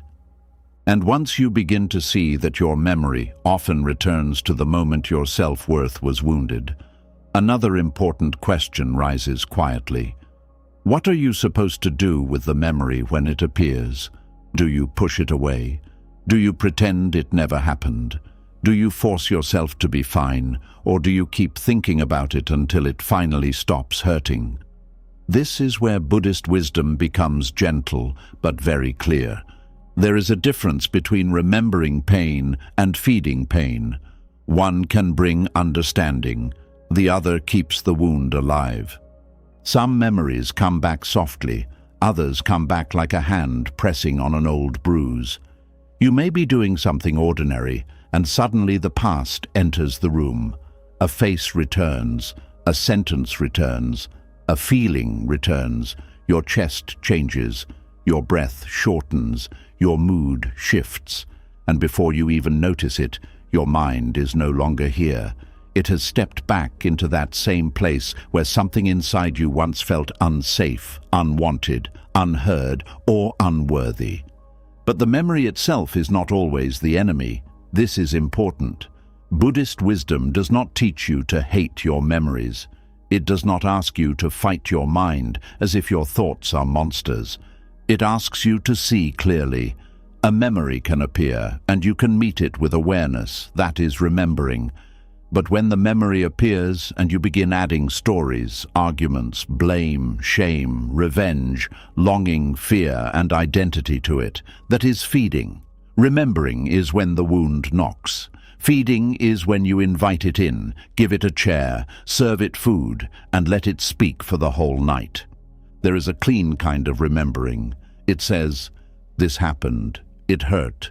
It taught me something. I must be more awake now." This kind of remembering has space around it. It does not pull your whole life into the past. It may bring sadness, but it does not turn sadness into a prison. It may bring a lesson, but it does not demand that you keep bleeding to prove you learned. It allows the memory to be part of your story without letting it become the master of your mind. Feeding pain feels different. Feeding pain has heat in it. It has repetition. It has hunger. It does not only say, "This happened." It says, "Look again, feel it again, hate them again, doubt yourself again, ask why again, build the case again, prove the wound again." Feeding pain turns one memory into a whole inner world. It adds meaning until the pain becomes larger than the event itself. It keeps pouring attention into the wound, and then wonders why the wound still feels alive. This is one of the deepest lessons in Buddhist practice. What you feed grows. What you keep touching becomes sensitive. What you keep repeating becomes a path in the mind. If you keep walking the same road of resentment, the road becomes easier to enter. If you keep walking the same road of shame, the mind finds it faster each time. If you keep walking the same road of fear, soon even small things begin to lead you there. The mind becomes trained by what it revisits. This does not mean you are to blame for your suffering. Pain may have entered your life without your permission. Someone may have hurt you, disappointed you, betrayed you, rejected you, or abandoned you. That first wound may not have been your choice. But what Buddhist wisdom asks gently is this: after the wound has happened, what are you placing around it every day? Are you placing awareness around it, or are you placing more fire around it? Are you bringing compassion to it, or are you bringing stories that make it burn hotter? Are you learning from it, or are you turning it into the center of your identity? Remembering pain is like looking at a scar and knowing where you were injured. Feeding pain is scratching the scar until it opens again. Remembering says, "I know what this taught me." Feeding says, "Let me suffer through it again so I do not forget." Remembering can protect you with wisdom. Feeding keeps you guarded with fear. Remembering helps you recognize the pattern. Feeding makes you expect the pattern everywhere. There is a quiet maturity in being able to remember without becoming bitter. This does not happen quickly. It is not pretending you are above pain. It is not acting holy while your heart is breaking inside. It is the slow training of the mind to say, "Yes, I remember, but I will not add poison to the memory," because the past may already contain enough pain. It does not need your imagination to make it worse. It does not need your fear to predict it again. It does not need your shame to turn it inward. It does not need your anger to keep it alive forever. Sometimes feeding pain looks like replaying the scene with new endings. You picture what you should have said. You picture them finally feeling guilty. You picture yourself walking away stronger. You picture them losing what they took for granted. For a moment, this may feel satisfying. It gives the mind a taste of power, but afterward your body is still tired. Your heart is still tight. Your peace is still gone. Why? Because the mind may have won an imaginary argument, but the nervous system still lived through the pain again. Sometimes feeding pain looks like constantly explaining the wound to yourself. You keep telling the story inside, not to heal, but to keep proving that you were hurt. You repeat the details, you gather evidence, you strengthen the case. And each time the pain feels valid, but not lighter. This is a sign that the memory is no longer being witnessed. It is being fueled. True witnessing brings softness after truth. Feeding brings more tension after repetition. Sometimes feeding pain looks like making every new experience answer for the old one. One person ignores a message and the old abandonment returns. One person changes tone and the old rejection rises. One small disappointment becomes proof that life is unsafe again. The past begins to sit on top of the present. You are no longer meeting this moment as it is. You are meeting it through the wound. This is how old pain steals new life. Buddhist mindfulness helps you pause before that happens. It teaches you to notice, this is a memory, this is a feeling, this is not the whole truth of this moment. That pause is powerful. It may look small, but it is the doorway to freedom. Without the pause, memory becomes reaction. With the pause, memory becomes something you can hold with awareness. You do not have to obey it immediately. You do not have to believe every story it brings. You do not have to let it decide what this moment means. The difference between remembering and feeding often begins with attention. Attention is like water. If you pour it on wisdom, wisdom grows. If you pour it on resentment, resentment grows. If you pour it on fear, fear grows. If you pour it on compassion, compassion grows. This is why Buddhist practice is so careful with the mind. It understands that attention is not a small thing. It is your life energy.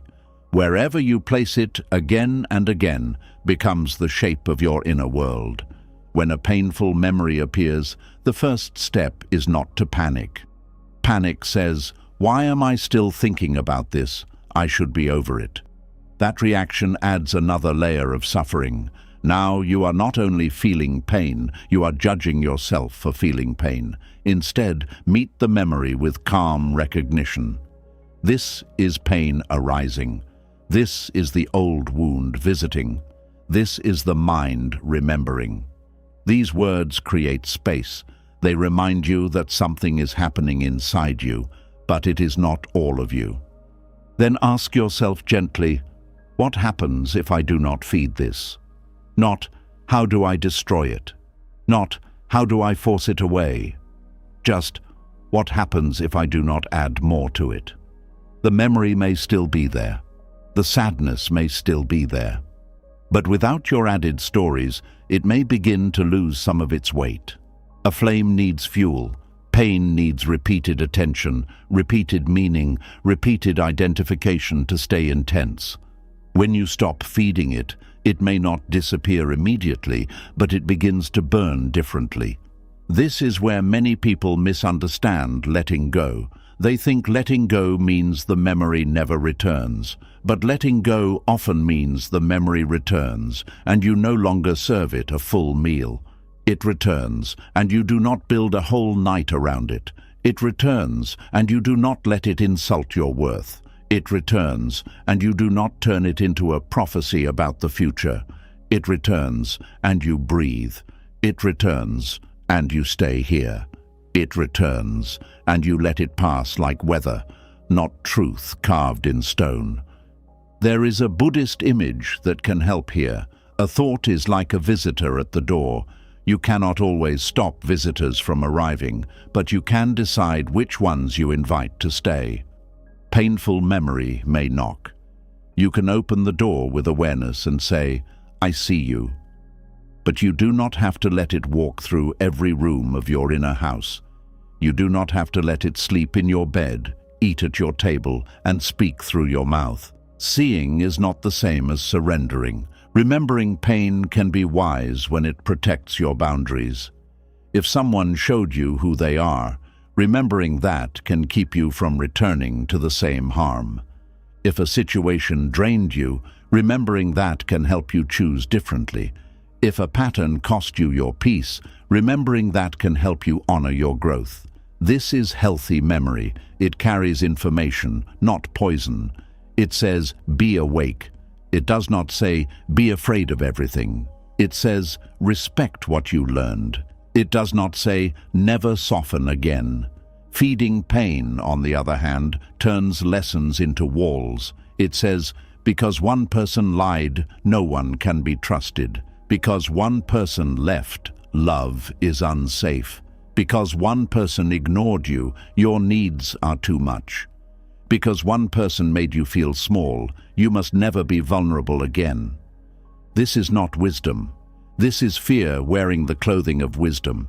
It may sound protective, but it keeps your life narrow. Buddhist wisdom does not ask you to become naive. It asks you to become awake without becoming bitter. Awake means you see clearly. Bitter means you keep drinking from the wound. Awake means you know what happened and choose with care. Bitter means you carry the old injury into every new room. Awake protects the heart. Bitter imprisons it. The difference is subtle, but it changes everything. You can know someone was harmful without hating them every day. You can know a chapter was painful without rereading it every night. You can know you were mistreated without making mistreatment the center of your personality. You can remember enough to stay wise, but not so much that you stay wounded. This balance is not easy, but it is possible. A useful question is, what is this memory asking for? Sometimes a memory asks for protection. It says, do not repeat that pattern. Sometimes it asks for grief. It says, please admit how much that hurt. Sometimes it asks for compassion. It says, please stop judging the version of you who lived through that. Sometimes it asks for a boundary. It says, please do not let this kind of energy back in. But sometimes the memory is not asking for healing anymore. It is only running on habit. It is an old bell ringing because it has been rung so many times. When you learn to listen carefully, you can tell the difference. A healing memory leads to a wise action. A feeding memory leads to more spinning. A healing memory may hurt, but it leaves you clearer. A feeding memory leaves you more trapped. A healing memory brings you closer to yourself. A feeding memory pulls you into old blame, old fear, old shame, or old longing. This is why awareness matters. It helps you see what the memory is doing to you now. There are people who think that if they stop feeding the pain, they are letting the person who hurt them win. This is a heavy misunderstanding. Your suffering is not justice. Your sleepless nights are not punishment for them. Your repeated pain does not make them more accountable. It only keeps you tied to the injury. The person who hurt you may not even know how much you are still carrying. They may be living their life while your mind continues the sentence they never finished. Feeding pain does not correct the past. It only extends its reach. Real justice inside the heart begins when you stop allowing the hurt to keep taking from you. It already took enough. It took your peace for a season. It took your trust for a while. It may have taken your softness, your confidence, your sleep, your ease, or your joy. Do not keep giving it your present as well. At some point, the most powerful response is not more anger. It is the quiet refusal to let that wound continue deciding who you become. This is why Buddhist practice often returns to the breath. The breath is simple, but it is not weak. It brings you back from the story to the body. It returns you from yesterday to now. It reminds you that even while the mind travels through pain, life is still happening here. Breath does not argue with the memory. It does not prove anything. It simply anchors you. Inhale, and you are no longer fully inside the scene. Exhale, and the body remembers that the moment has passed. You may say, but the pain feels too strong. Yes, sometimes it does. Some memories do not leave just because you notice them. Some wounds have roots. This is why the practice must be gentle and repeated. You do not shame yourself when the memory pulls you in. You simply notice when you wake up inside it. Then you come back. Maybe you come back after 10 minutes, maybe after an hour, maybe after a night of tears. Still, you come back. Every return is training. Every return tells the mind, we do not live there anymore. There is no need to be violent with yourself. The mind that feeds pain is often a mind trying to care for you in an unskillful way. It thinks that constant remembering will prevent future harm. It thinks that staying angry will keep you strong. It thinks that rehearsing the story will preserve the truth. Thank it for trying to protect you, but do not let it drive your whole life. You can say inwardly, I know you are trying to keep me safe, but we are learning another way. That other way is not forgetfulness, it is wise remembrance. Wise remembrance keeps the lesson and releases the poison. It remembers the boundary without carrying hatred. It remembers the truth without needing to suffer daily. It remembers the wound with compassion, not obsession. It says, I will not deny what happened, but I will not feed it with my whole life. This is especially important when the pain involves someone you once loved, trusted, or needed. The mind may feed pain because it is still trying to keep a connection alive. Even resentment can feel like connection. Even anger can feel like a thread between you and them. Even replaying old hurt can feel like a way of not letting the bond disappear completely. But ask yourself gently, is this connection nourishing me, or is it only keeping me tied to suffering? Sometimes the last thread must be released, not because the past meant nothing, but because your peace means something too.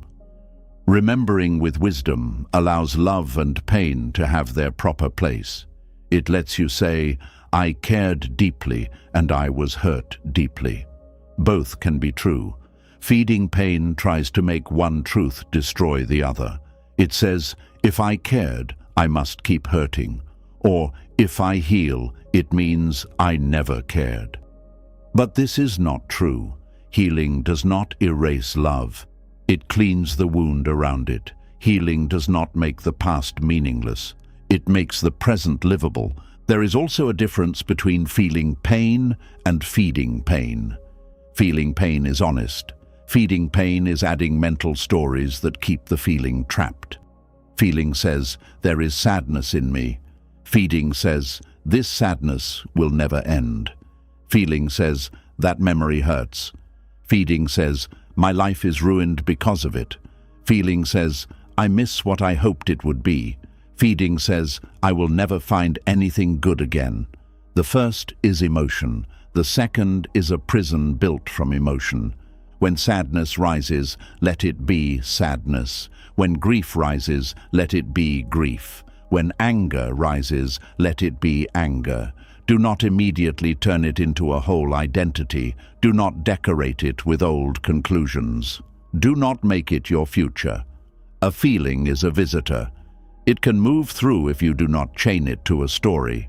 The body knows how to release waves when the mind stops rebuilding the ocean. This is why stillness can be difficult.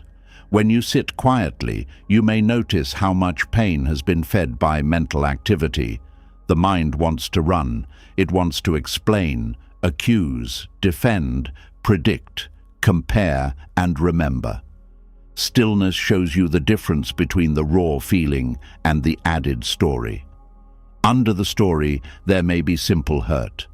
Under the hurt, there may be longing.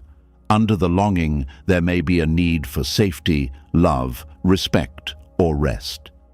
When you touch that deeper need directly, the pain becomes less complicated. You stop feeding the drama and begin caring for the wound. For example, the memory may say, they abandoned me. Feeding pain turns this into hours of replaying, blaming, and self-doubt. Wise remembering asks, what needs care in me right now? Maybe the answer is, the part of me that feels unsafe when people leave. Now the attention moves from the person who left to the part of you that needs comfort. This is healing. It does not deny the pain. It changes the direction of your energy. Another memory may say, they disrespected me. Feeding pain may create speeches, revenge fantasies, and bitterness. Wise remembering asks, what boundary did I learn? Now the pain becomes instruction. It teaches you where you need firmness. It helps you choose self-respect. Once the lesson is received, you do not need to keep replaying the disrespect. You carry the boundary forward and leave the scene behind. This is how pain becomes wisdom instead of poison. Wisdom is pain that has been understood, purified, and released from identity. Poison is pain that has been repeated, decorated, and used as proof that life cannot be trusted. The same event can become either one, depending on how the mind holds it. There is a phrase that may help. I can remember without feeding. Say it when the old story begins. Say it when the anger wants to grow. Say it when shame asks for your attention. Say it when the mind tries to pull you into the courtroom again. I can remember without feeding. This sentence does not reject the memory. It simply refuses to give it more power than it deserves. Over time, the mind learns. It begins to understand that not every memory needs a full emotional performance. Not every pain needs a new explanation. Not every trigger needs a reaction. Not every old wound needs your whole evening. The memory may still pass through, but it does not stay as long. It does not command the same obedience. It does not carry the same authority. You become less available for inner suffering. This is not because you became numb.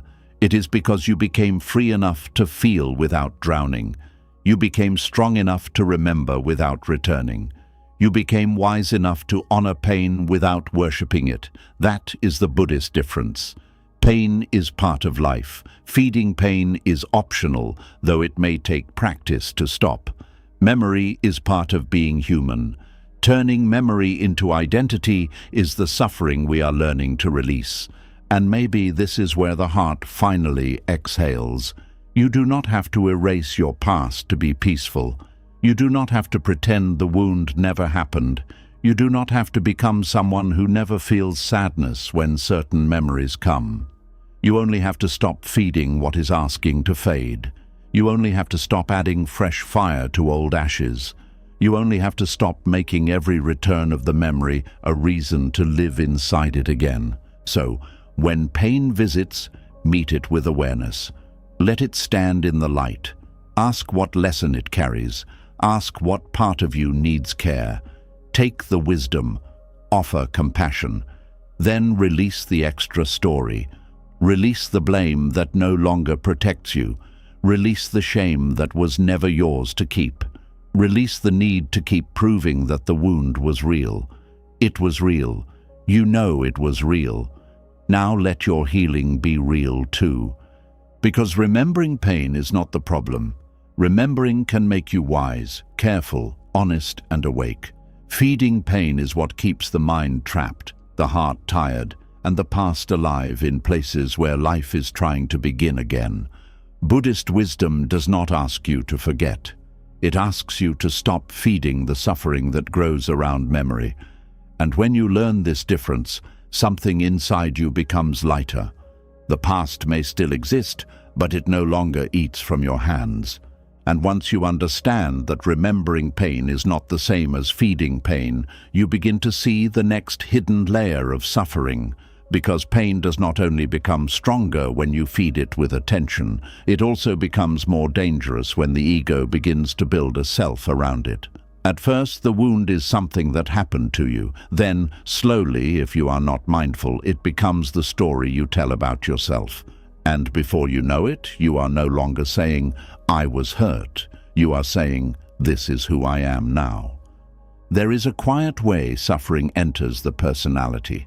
It does not always come loudly. It enters through repeated thoughts, repeated memories, repeated disappointments, and repeated meanings. One day, you are simply in pain. Then, after many days of carrying that pain, the ego begins to shape it into an identity. It says, "I am the one who was betrayed.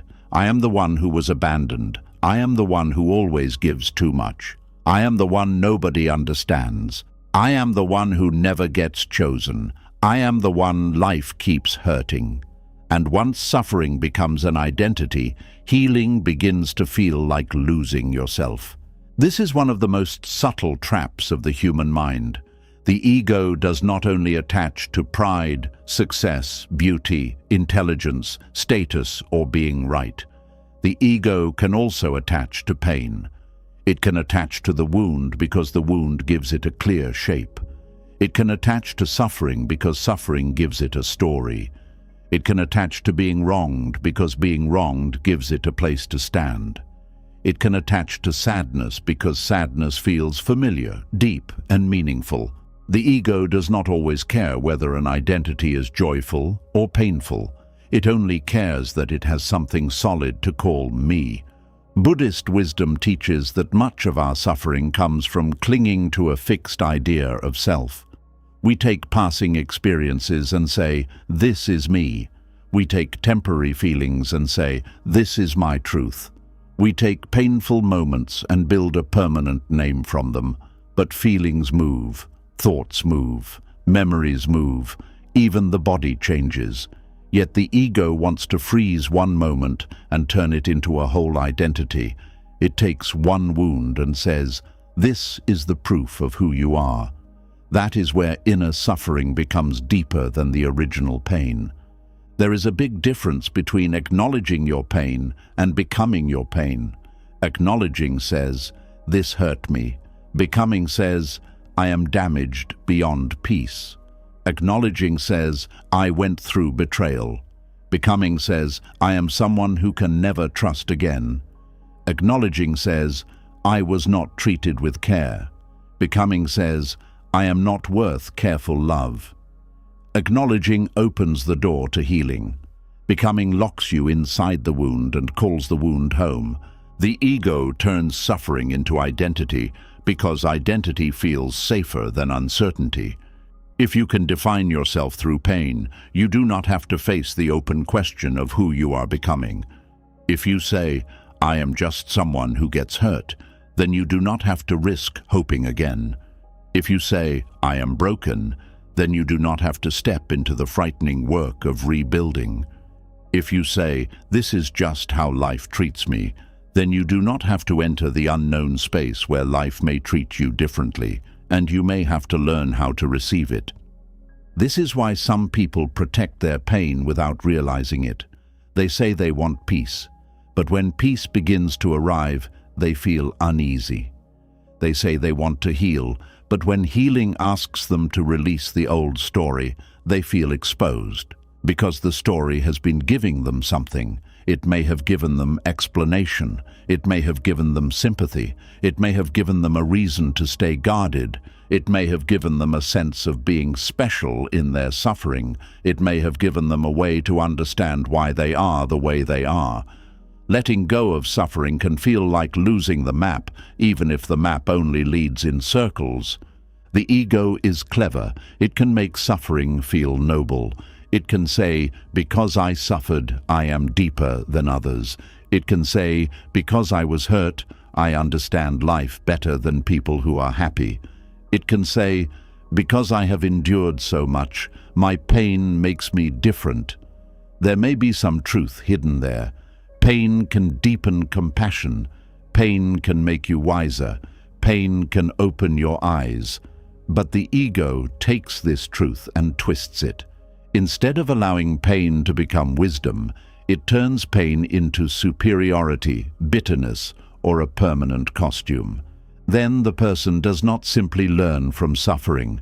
They start needing suffering to feel meaningful. This is where Buddhist awareness becomes essential. It asks, are you using this pain to awaken, or are you using it to define yourself? That question can feel uncomfortable, but it is freeing. Because when suffering becomes identity, you may keep choosing what confirms it. You may enter relationships that repeat the old wound. You may ignore peace because it feels unfamiliar. You may distrust kindness because it does not match your story. You may reject help because part of you has become loyal to being the one who is always alone. Without awareness, the ego quietly arranges life around the wound. If your identity becomes "I am always abandoned," you may watch every relationship with fear. You may become sensitive to small changes. You may pull away first, test people, or cling too tightly. Then, when the relationship suffers, the ego says, "See, I told you, people always leave." The wound creates behavior. The behavior creates distance, and the distance confirms the wound. This is how suffering becomes self-fulfilling. Not because you wanted pain, but because the ego was trying to protect an identity it had mistaken for truth. If your identity becomes "I am never appreciated," you may begin to give too much while secretly collecting resentment. You may help beyond your capacity, hoping someone will finally notice. But because the giving is mixed with the hunger to be seen, you become hurt when others do not respond the way you need. Then the ego says, "No one values me." But beneath that cycle may be a deeper truth. You have not yet learned to value yourself enough to stop giving where your spirit is being drained. If your identity becomes, "I am the strong one," suffering may hide behind endurance. You may not allow yourself to need comfort. You may carry everyone else's burdens. You may turn your pain into proof that you can survive anything. People may praise you for being strong, and the ego may enjoy that praise. But inside, your heart may be tired of being useful instead of held. In this way, even strength can become a prison when it is built on suffering. This is why Buddhist wisdom does not worship the ego's stories, even when they sound emotional, powerful, or justified. It does not deny your experience. It simply asks you to look deeper. Who are you beneath the story? Who are you when you are not repeating what happened? Who are you when you are not proving your wound? Who are you when you stop introducing yourself to your own mind through the language of pain? At first, that question may feel empty. If you have lived through a painful identity for a long time, silence can feel strange. You may not know who you are without the old wound. You may not know how to speak without referring to what broke you. You may not know how to rest without preparing for the next disappointment. But this not knowing is not failure. It is the beginning of freedom.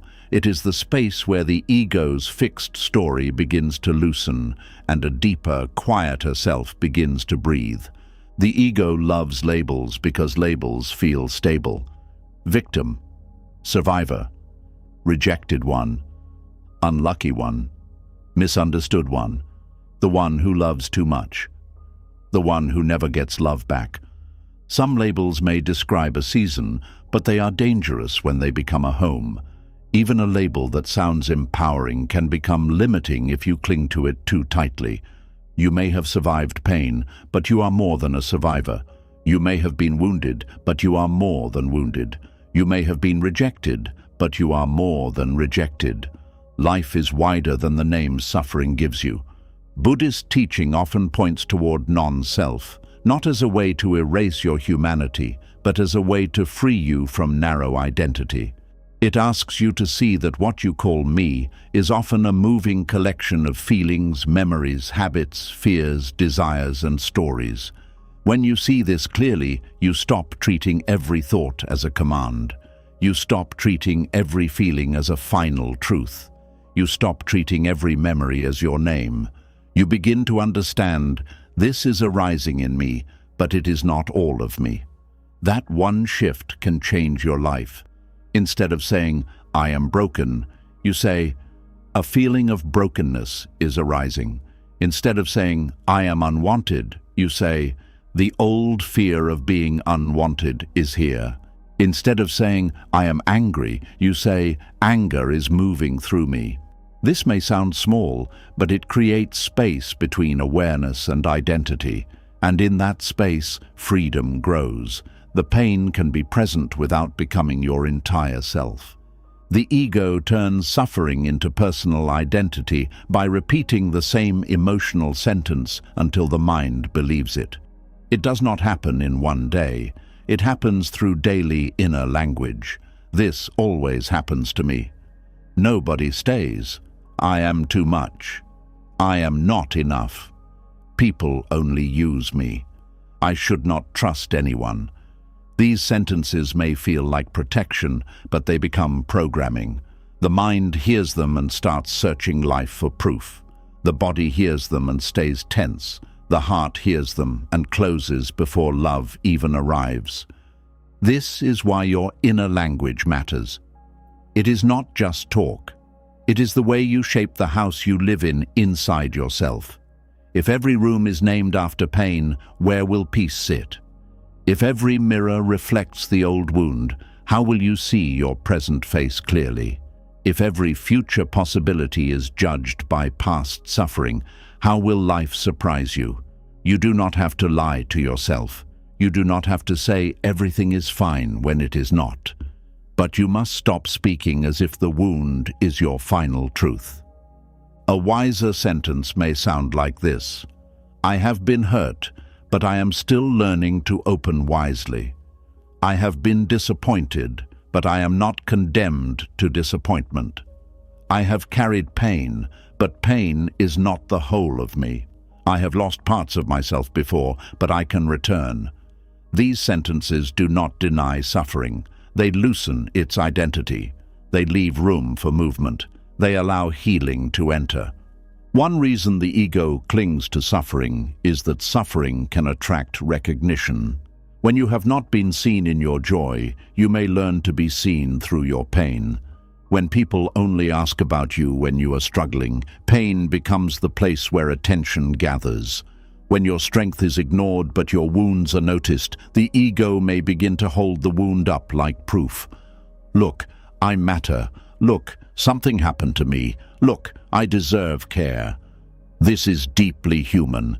Every heart wants to be seen. But if pain becomes the only way you feel visible, healing may feel like disappearing. This is why you must learn to see yourself beyond suffering. You must learn to give attention to your own joy, your own growth, your own quiet efforts, your own small victories. You must learn to recognize yourself when you are peaceful, not only when you are hurting. You must learn to feel real without a crisis. You must learn that your worth does not need tragedy to become visible. The ego also uses suffering to avoid responsibility, and this must be said gently. Pain may explain some of your patterns, but it cannot forever excuse the harm those patterns create. If you were hurt, it makes sense that you became guarded. But if your guardedness now pushes away people who are trying to love you, awareness is needed. If you were betrayed, it makes sense that trust feels hard. But if you punish new people for old wounds, the wound is now leading your life. If you were silenced, it makes sense that you want to defend yourself. But if every disagreement feels like an attack, the old suffering is still wearing your voice. This is not blame, this is liberation. Because the moment you see how suffering has shaped your behavior, you regain choice. Before awareness, you may say, "This is just who I am." After awareness, you can say, "This is a pattern pain created, and I can work with it." That is a powerful difference. "This is who I am" closes the door. "This is a pattern" opens it. Buddhist wisdom is full of this kind of compassion. It does not shame the wounded person. It simply refuses to let the wound become a permanent ruler. It says, "Yes, this pain happened. Yes, it affected you. Yes, you deserve tenderness. But also, you are not required to keep living from the wound." This is the middle path between denial and identity. You do not pretend pain did not shape you. You also do not let it own the shape of your whole life. There is a moment in healing when you must stop asking only, "What did they do to me?" and begin asking, "What has this pain made me practice every day?" Has it made you practice suspicion? Has it made you practice self-blame? Has it made you practice emotional distance? Has it made you practice anger? Has it made you practice waiting for people to prove you are worthy?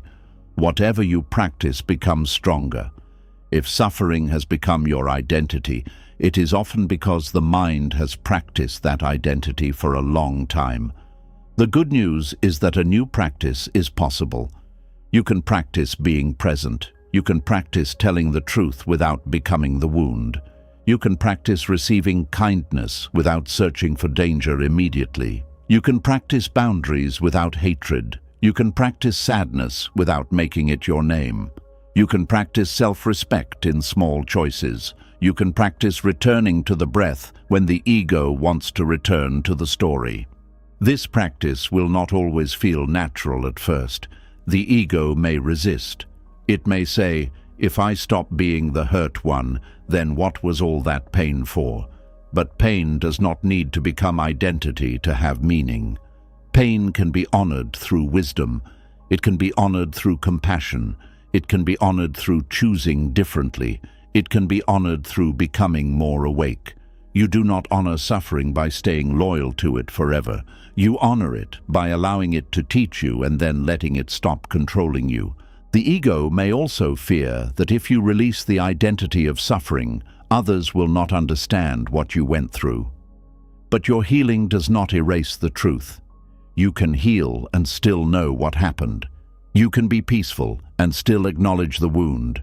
You can move forward and still respect the depth of what you survived. You do not need to remain visibly broken to prove the past was painful. Your scar does not need to stay open for the story to be real. This is important because many people keep suffering alive as evidence. They think, if I become happy, will it mean it did not hurt? No. Happiness after pain does not cancel pain. Peace after suffering does not insult the past. Smiling again does not mean the wound was small. It means life is still moving. It means the heart is not only a place where pain happened, it is also a place where light can return. Buddhist wisdom invites you to stop mistaking impermanent states for permanent identity. Anger is not you. Shame is not you. Fear is not you. Sadness is not you. They are experiences moving through awareness.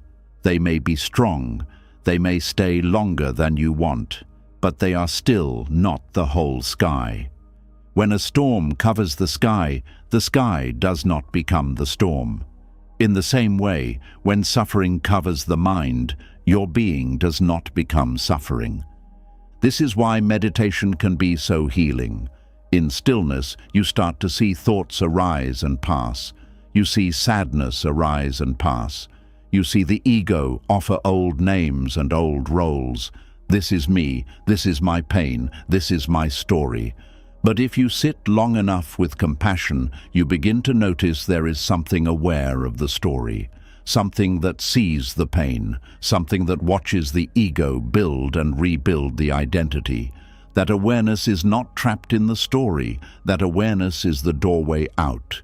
You do not need to destroy the ego. That often becomes another ego project. You only need to see it clearly. When it starts turning suffering into identity, smile gently inside and say, I see what you are doing. You are trying to make pain feel solid, so life feels understandable. But I do not need this story to be safe. This kind of seeing weakens the grip. The ego survives through unconscious belief. Awareness softens it.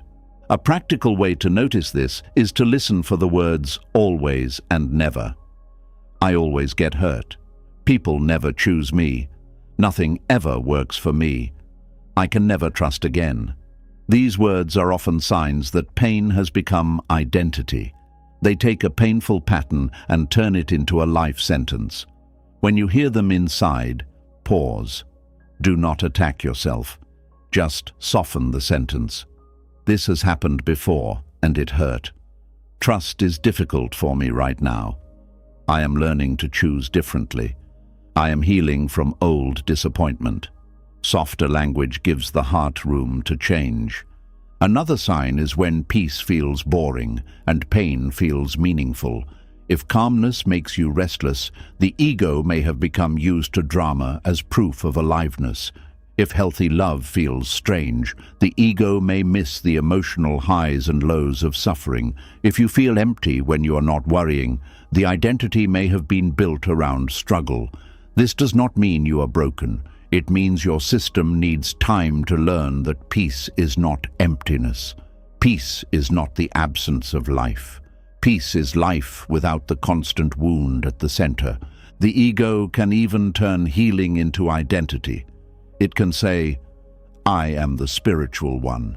I am the awakened one. I am the one who has suffered and now knows more than others. Be careful here. True healing makes you humble, not superior. It makes you kinder, not harder. It makes you clearer, not colder.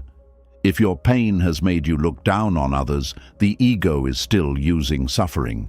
If your healing makes you more compassionate toward the confusion of human beings, wisdom is growing. There is a beautiful freedom in becoming less interested in proving who you are. The wounded ego wants to prove it was hurt, prove it is strong, prove it is right, prove it is different, prove it is healed. But the deeper self does not need to perform. It simply lives. It breathes. It learns. It chooses. It returns. It does not need every person to understand its past. It does not need every wound to become a public identity. It does not need suffering to be special. To release suffering as identity, you may have to grieve, because even a painful identity can feel like a companion. It has explained you for years. It has given language to your behavior. It has helped you make sense of your guardedness. So when you let it go, there may be a strange sadness. You may feel like you are leaving behind a version of yourself who protected you. Honor that version. Thank that version. But do not let that version be the final form of your life. You can say, "Thank you for helping me survive, but now I am learning to live." This sentence carries deep power. Survival identities are often born in pain. They helped you endure when you did not know another way. The guarded one helped you avoid more harm. The angry one helped you feel powerful when you felt helpless. The distant one helped you avoid rejection. The self-sacrificing one helped you feel needed. But what helped you survive may not help you become free. There comes a time when the old protector must step aside so the deeper self can lead. This is not rejection of your past. It is evolution. The seed does not hate the shell when it breaks open. The bird does not hate the egg when it leaves. You do not have to hate the identity that pain created. You only have to realize it is too small for the life that is calling you now. Begin with small acts of identity change. When the mind says, "I am someone who always suffers," do one peaceful thing that contradicts it. Sit in the sun. Drink water slowly. Clean a small corner of your room. Speak kindly to yourself. Take one honest breath. When the mind says, "I am not worth care," give yourself care without asking permission. When the mind says, "I am trapped in the past," do something that belongs to the present. These acts may seem simple, but they teach the ego that a new story is forming. You are not trying to invent a fake self. You are uncovering the self that suffering covered.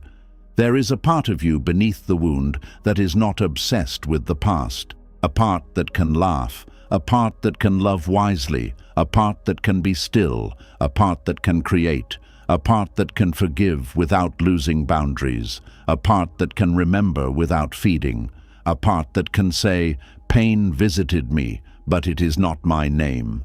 The ego turns suffering into personal identity because it wants something solid to hold. Buddhist wisdom gently opens the hand. It says, "Do not cling even to the story of your pain," not because the pain does not matter, but because you matter beyond it. Do not cling to the wound so tightly that you cannot receive the life waiting outside it. Do not make a temple out of what was meant to be a teacher. Do not let one chapter demand to be the whole book. So when the old identity rises, when the mind says, "This is who I am because of what happened," pause. Breathe. Look at the sentence with compassion. Then answer, "This is something I experienced. This is something I learned from. This is something that shaped me for a time, but it is not the whole truth of my being."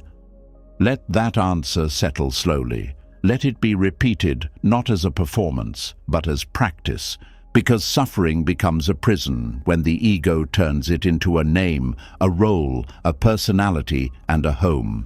But the moment you see that process clearly, the prison begins to weaken. You are not required to keep being the person pain told you to become. You are allowed to change. You are allowed to soften. You are allowed to live without introducing yourself through the wound. You are allowed to be more than the story that once explained your suffering. And maybe this is where the next layer of freedom begins, not when the past disappears, not when every memory is gone, but when you stop saying, "This pain is me," and begin saying, "This pain passed through me, taught me, changed me, but it does not own me." That is the quiet doorway Buddhist wisdom opens. Beyond the ego's painful identity, there is awareness. Beyond awareness, there is peace. And beyond peace there is the self you were before suffering convinced you to become smaller than your own life. And after seeing how the ego can turn suffering into a personal identity, the next layer becomes even clearer. The mind does not only repeat hurt because it wants answers. It does not only repeat hurt because the wound became familiar. It repeats hurt because the heart is still resisting one of life's hardest truths. Everything changes. People change. Feelings change. Seasons change. Promises change. Relationships change. Even the version of you who once believed things would last forever has changed. But when the heart cannot accept impermanence, the mind keeps returning to the moment before the change became real. There is a kind of pain that comes not from what happened, but from the refusal to accept that what happened truly happened. The mind keeps walking back to the old scene because some part of the heart is still standing there, waiting for life to reverse itself, waiting for the person to become who they were before, waiting for the warmth to return, waiting for the message that makes everything normal again, waiting for the apology that restores what was lost, waiting for the past to open its doors and say, "Come back, nothing has changed." But life does not move backward. This is what Buddhist wisdom teaches with such quiet force. Everything that arises also passes. Every meeting contains separation. Every beginning carries change within it. Every beautiful moment is precious because it cannot be held in the same form forever. And this truth can feel unbearable when the heart is attached to how things used to be. So the mind repeats the hurt, not because repetition heals it, but because repetition creates the illusion that the past is still available. When you replay a painful memory, you are often not only remembering the pain, you are trying to return to the world that existed before the pain. You are trying to find the exact point where things changed. You are trying to stop the door from closing. You are trying to catch the person before they left emotionally, before they became distant, before they betrayed your trust, before their words became cold, before the relationship lost its shape. The mind says, "If I can find the moment it shifted, maybe I can undo it." But the heart is not suffering only because the moment shifted. It is suffering because it has not accepted that the shift cannot be undone. Impermanence is easy to accept when it takes away what we do not want. We are grateful when pain passes, when sickness improves, when a hard season ends, when fear softens.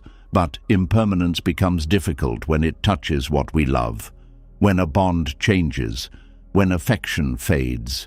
When someone who once made you feel safe becomes the reason you feel anxious, when a chapter that gave your life meaning begins to close, when a version of someone you trusted disappears while their body is still in front of you. That kind of impermanence feels like betrayal, even when it is part of life. The mind repeats hurt because it is trying to hold what has already changed. It keeps saying, "But they used to care. They used to listen. They used to make time. They used to speak gently. They used to choose me. They used to feel like home." And those words, "used to," can become a quiet blade. They cut because they compare the present to a past that no longer exists in the same way. The heart keeps measuring what is against what was, and every comparison becomes another wound. Buddhist wisdom would not tell you to deny that something beautiful existed. It would not tell you to pretend the old warmth meant nothing. It would not tell you to erase the good just because the ending hurt. But it would ask you to stop clinging to the old form as if clinging can bring it back. Something can be real and still not remain. Something can be meaningful and still change. Someone can have loved you in one season and failed you in another. A chapter can contain both tenderness and pain. The heart suffers deeply when it believes that if something was once beautiful, it must remain beautiful forever. This is where many people become trapped. They are not only attached to the person, They are attached to the version of the person that once existed. They are attached to the feeling that person once gave them. They are attached to the future they quietly built in their mind. They are attached to the self they were when things still felt safe. So when reality changes, the mind keeps returning to the past because the past still holds the image of what the heart wanted to keep. And this image can become more powerful than reality. The person in front of you may be different now. The relationship may have changed. The trust may have cracked. The warmth may no longer be steady. The pattern may be clear. But the mind keeps replaying the earlier version, the softer version, the version that made you hope. It says, that was the real them. But Buddhist wisdom asks gently, can you see the whole truth, not only the part you want to keep? Because clinging often selects only the beautiful moments and uses them to argue against the painful ones. This does not mean the beautiful moments were false. It means they were impermanent. They arose, they existed, they touched you, and then something changed. This is painful, but it is not unusual. It is the nature of conditioned things. Anything dependent on mood, timing, maturity, desire, attention, circumstance, health, fear, or choice can change. Human relationships are made of many changing conditions. When those conditions shift, the relationship shifts too. The heart may call this unfair, and sometimes it is. But the deeper truth remains. What depends on conditions cannot promise to stay the same forever. The mind repeats hurt when it has not accepted this. It tries to make a changing thing fixed. It tries to preserve a moment that was never meant to be permanent. It tries to turn a season into a lifetime. It tries to hold a person at the exact point where they made you feel loved. But people are not photographs. They move, they reveal, they forget, they grow, they avoid, they change direction. They become more honest or more hidden. They become softer or harder. They become closer or distant. And when the heart cannot accept the movement, the mind turns memory into a cage. Sometimes what you are grieving is not only the loss of someone, you are grieving the loss of certainty. You thought you knew where you stood. You thought you knew what they meant to you. You thought you knew what the bond was. You thought you knew what tomorrow would feel like. Then something happened, and the ground moved. The mind keeps replaying that moment because it wants the ground to become solid again. But impermanence means the ground of life is always moving. Peace does not come from forcing the ground to stop. Peace comes from learning how to stand with awareness even when things shift. This is not easy. The human heart loves continuity. It loves familiar voices, familiar routines, familiar affection, familiar promises. It wants to believe that what feels good today will still feel good tomorrow. And when life breaks that belief, the heart can feel personally attacked. But impermanence is not punishing you. It is not targeting you. It is not saying you are unworthy. It is simply the way life moves. The flower blooms and fades. The day rises and darkens. The body grows and ages. The breath enters and leaves. Every moment teaches this. But we only call it suffering when the change touches something we were holding tightly. The mind repeats hurt because it wants permanence from what was always changing. It wants a person's affection to stay at its highest point. It wants a relationship to remain in its sweetest season. It wants promises to remain untouched by fear, weakness, temptation, distance, confusion, and time. It wants the past to remain available whenever the present feels lonely. But the truth is, no moment can be owned. It can only be experienced. The more tightly you try to own it, the more painful its passing becomes. Buddhist wisdom does not say this to make life feel cold. It says this to make love more awake. When you understand impermanence, you begin to cherish without clinging. You begin to enjoy without demanding that joy never changes. You begin to love without turning the other person into the keeper of your whole peace.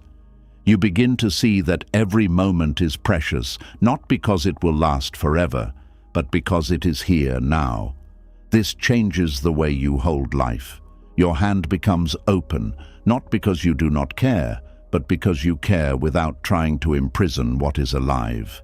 Clinging creates suffering because it argues with movement. It says, stay the same. Life says, I am changing. Clinging says, return to how you were. Life says, that moment has passed. Clinging says, this should not have ended. Life says, endings are part of beginnings. The argument can continue for years inside the mind. Every replay is another argument with impermanence. Every painful return says, I still do not accept that this changed. And every refusal to accept change keeps the wound fresh. Acceptance does not mean you like what happened. This must be understood clearly. Acceptance does not mean you are happy someone left, changed, betrayed you, disappointed you, or failed to keep their word. Acceptance means you stop fighting the fact that reality is now reality. You stop spending your life energy trying to mentally reverse what has already unfolded. You stop saying, this cannot be, when it already is. And from that place, your strength returns, because now your energy is available for healing instead of resistance. There is a quiet dignity in accepting what has changed. It does not look dramatic. It may simply look like no longer checking for signs that the old version is coming back. It may look like no longer rereading messages to prove they once cared. It may look like no longer comparing every present action to their past sweetness. It may look like admitting something changed, and I must stop abandoning myself to chase what was.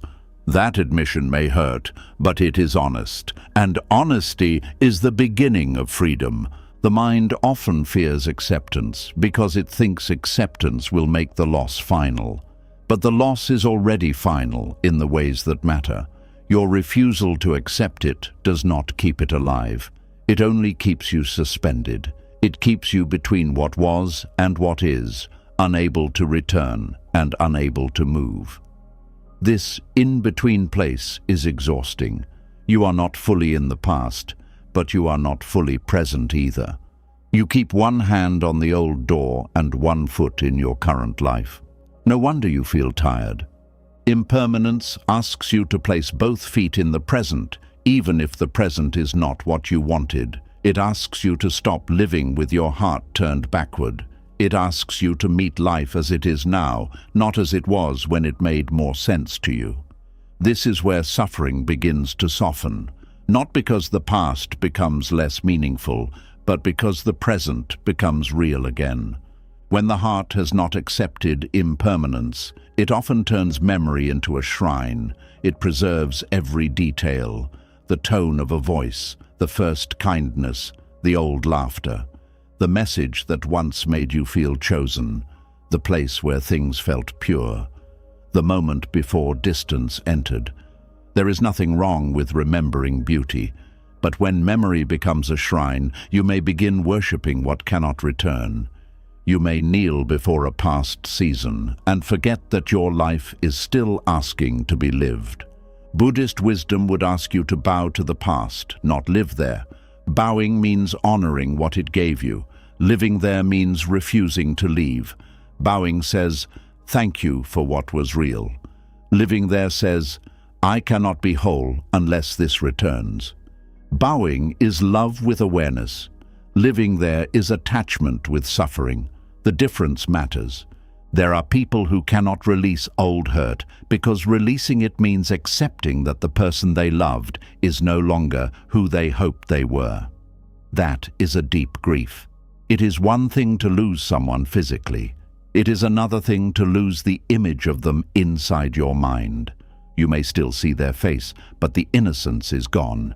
You may still hear their name, but the safety is gone. You may still remember the good, but now it is mixed with what you know. This kind of loss is confusing because the person exists, but the version you trusted has vanished. The mind repeats the hurt in an attempt to reconcile the two versions. It asks, how could the same person who made me feel safe also make me feel so wounded? This question can keep the heart trapped for a long time. But impermanence offers a painful but freeing answer. People are not one fixed thing in your mind. They are changing beings with many parts. Someone can carry kindness and still lack courage. Someone can offer warmth and still avoid responsibility. Someone can love in a moment and still fail in a pattern. When you accept this complexity, the mind stops demanding that one version erase the other. You do not have to choose between they were wonderful and they hurt me. Sometimes both are true, and when both are true, grief becomes cleaner. You are no longer trying to force reality into one simple shape. You can say, there was beauty and there was pain, there was care and there was harm, there was a season that mattered, and there was a change I must accept. This is mature seeing. It does not make the heart cold, it makes the heart honest. The mind repeats hurt when honesty feels too painful. It would rather replay the scene than accept the conclusion. It would rather ask questions than grieve. It would rather analyze than mourn. Because grief says, that season has passed. Analysis says, maybe I can still fix it. Grief says, the form has changed. Analysis says, maybe I can find the old form again. Grief brings tears, but it also brings movement. Endless analysis brings mental activity, but often no release. Sometimes you do not need more thinking. You need to grieve the impermanence of what you loved. You need to grieve the friend who changed, the love that faded, the family bond that never became safe, the dream that did not unfold, the version of yourself who believed the promise, the life you thought you were entering. Grief is not weakness. It is the heart's way of accepting change. When grief is allowed, repetition begins to lose its purpose. The problem is that many people do not let themselves grieve because grief feels like surrender. They fear that if they grieve, they are admitting defeat. But grief is not defeat. Grief is honesty moving through the body. It is the heart saying, I loved something that changed. It is the body releasing the fight against reality. If you do not grieve, the mind may keep replaying. It will keep trying to solve what the heart has not been allowed to feel. This is why tears can sometimes bring more peace than thoughts. A thought tries to control the loss. A tear admits it. A thought asks, why did this change? A tear says, it changed and it hurt. A thought builds theories. A tear softens resistance. Not every tear heals everything, but honest grief can open the locked room where acceptance has been waiting. Buddhist wisdom teaches that everything is arising and passing. This includes the pain itself. But when the heart resists impermanence, it can even cling to suffering as if suffering must remain because the loss remains. You may think, if the relationship is gone, this pain will always be here. But pain also changes. The sharpness changes, the meaning changes, the body's reaction changes, the memory's power changes. The ache that once filled your whole chest may one day become a quiet tenderness. But it can only move if you stop holding it in the same shape. Clinging freezes pain. Acceptance lets pain move. This is why two people can experience similar losses and heal differently. One keeps repeating, it should not have changed. The other eventually says, it changed, and now I must care for my life. The second person does not hurt less at first. They are not stronger in some magical way. They simply stop using their whole mind to fight the movement of life. That allows healing to begin flowing. There is also humility in accepting impermanence. It reminds you that you cannot own people, you cannot own seasons, you cannot own outcomes, you cannot own the way someone feels forever.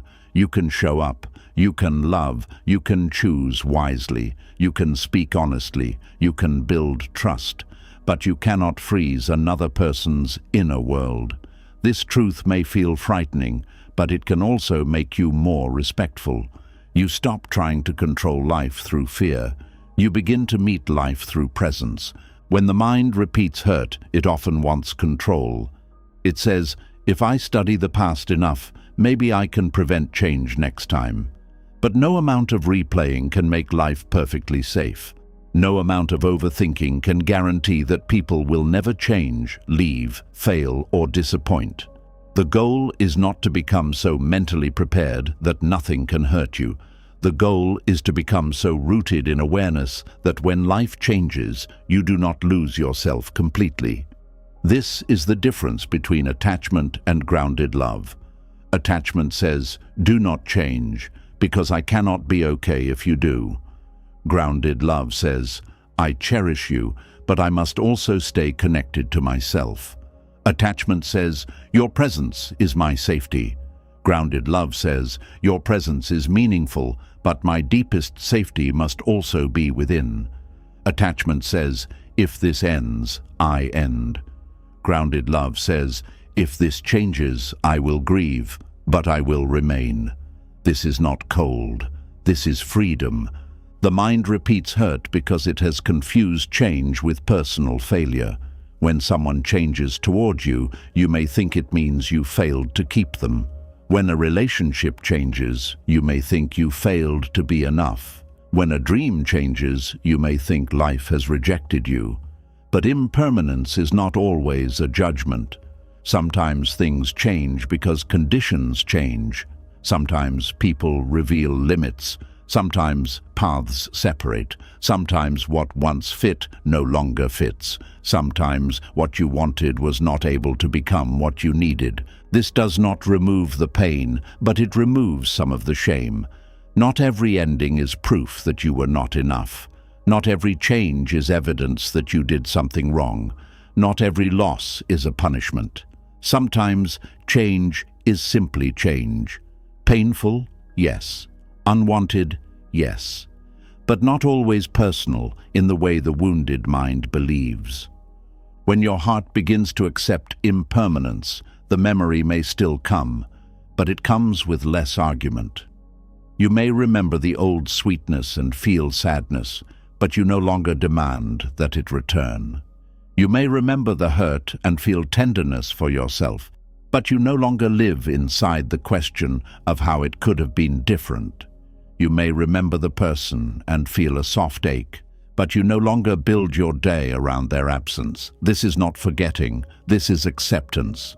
Acceptance creates a new relationship with memory. The memory becomes part of the river, not a stone you keep carrying. It flows through awareness. It may touch you, but it does not stop your life. It may bring feeling, but it does not control your direction. It becomes something you can hold lightly. And holding lightly is one of the greatest gifts of Buddhist wisdom. To hold lightly does not mean to care lightly. It means to care without clinging. It means to love without trying to own. It means to remember without trying to live there. It means to grieve without turning grief into identity. It means to let life pass through you without closing your fist around every moment and hurting yourself when it moves. This is hard because the human heart wants to keep what it loves, but perhaps the deepest form of love is not possession. Perhaps it is presence, to be fully present while something is here, to appreciate without sleeping through it, to speak truth while there is time, to cherish without assuming forever, to release when the form changes, to bless what was real without demanding that it remain. When you live this way, you do not become less loving. You become more awake. You stop wasting the present by trying to secure forever. You stop poisoning today with the fear of tomorrow's change. You stop turning every good thing into something to grasp. You learn to receive life as it comes and release life as it moves. This is not easy, but it is peaceful. The mind may still repeat old hurt when the heart is tired. Old patterns do not disappear in one day. There may be nights when acceptance feels far away. There may be moments when you still want the past back. Do not attack yourself for this. Even the desire for what passed is part of being human.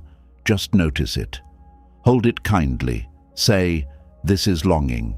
Say, "This is the heart missing what changed." Say, "This is attachment asking for the old form."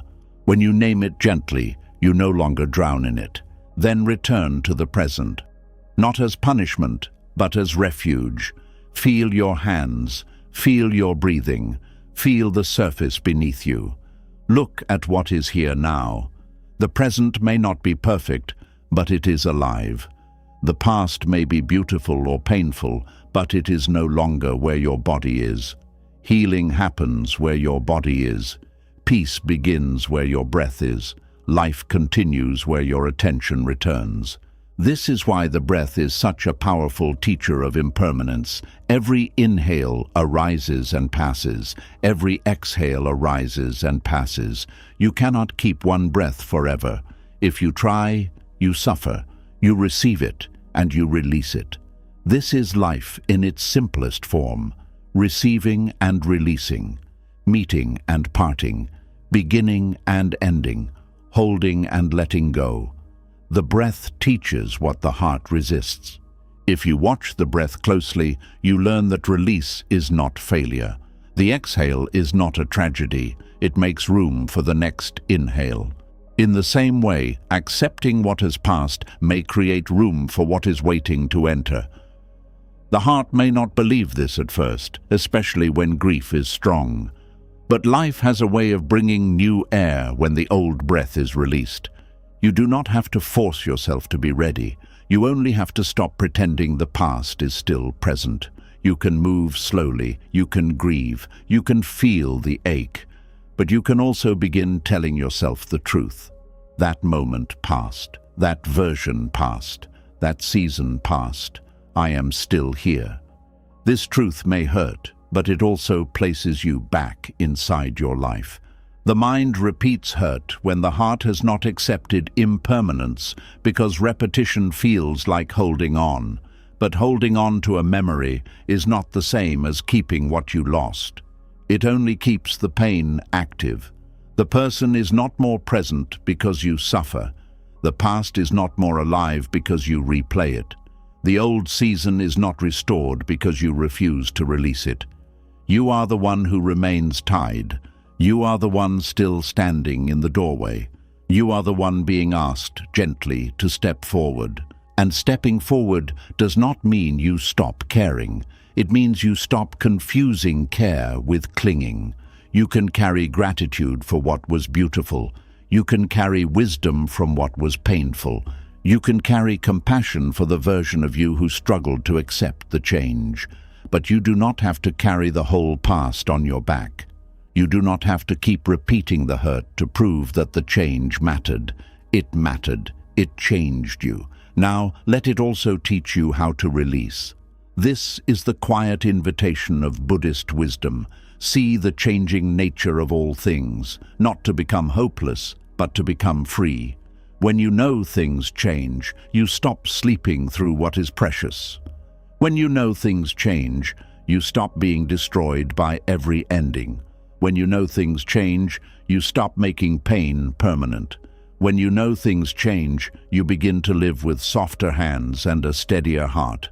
So, when the old hurt returns, ask yourself, what change am I still refusing to accept? Maybe you are refusing to accept that someone is not who you hoped. Maybe you are refusing to accept that a chapter is over. Maybe you are refusing to accept that the apology may not come. Maybe you are refusing to accept that the past cannot become the present again. Do not ask this with harshness. Ask with tenderness.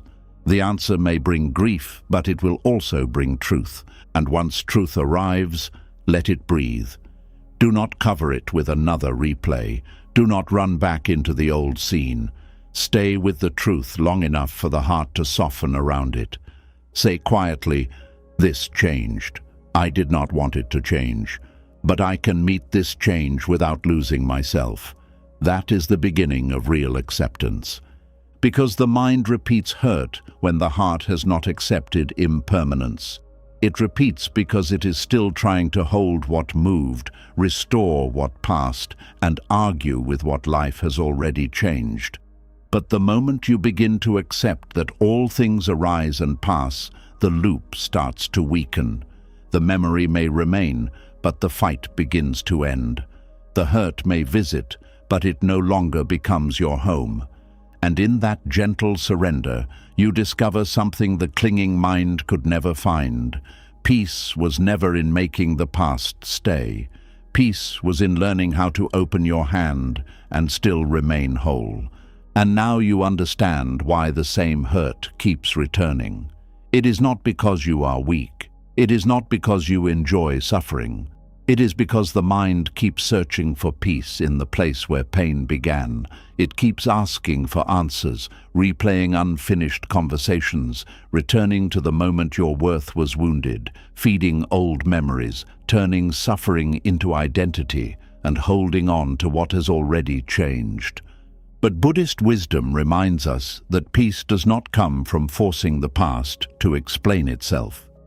Peace comes when you stop entering the same painful room and expecting it to become kind. The wound can be seen without becoming your name. The memory can appear without becoming your home. The person who hurt you can exist in your past without continuing to live inside your mind. You do not need to win the old argument. You do not need the perfect apology. You do not need every answer before you begin to breathe again. Healing begins when you stop making your pain prove your worth. It begins when you let the past be a teacher, not a prison. It begins when you can watch the memory rise and say, "I see you, but I will not follow you today." And little by little, the loop weakens. The old hurt loses its voice. The heart becomes quiet again, and you finally leave the mental room where suffering kept repeating. If this message touched something deep in you, write in the comments, "I am ready to leave the room." Let that be your quiet promise to yourself that you are no longer living inside the hurt that once broke your peace. And if you found value in this lesson, subscribe to the channel for more Buddhist wisdom that helps you release pain, calm your mind, and return to yourself.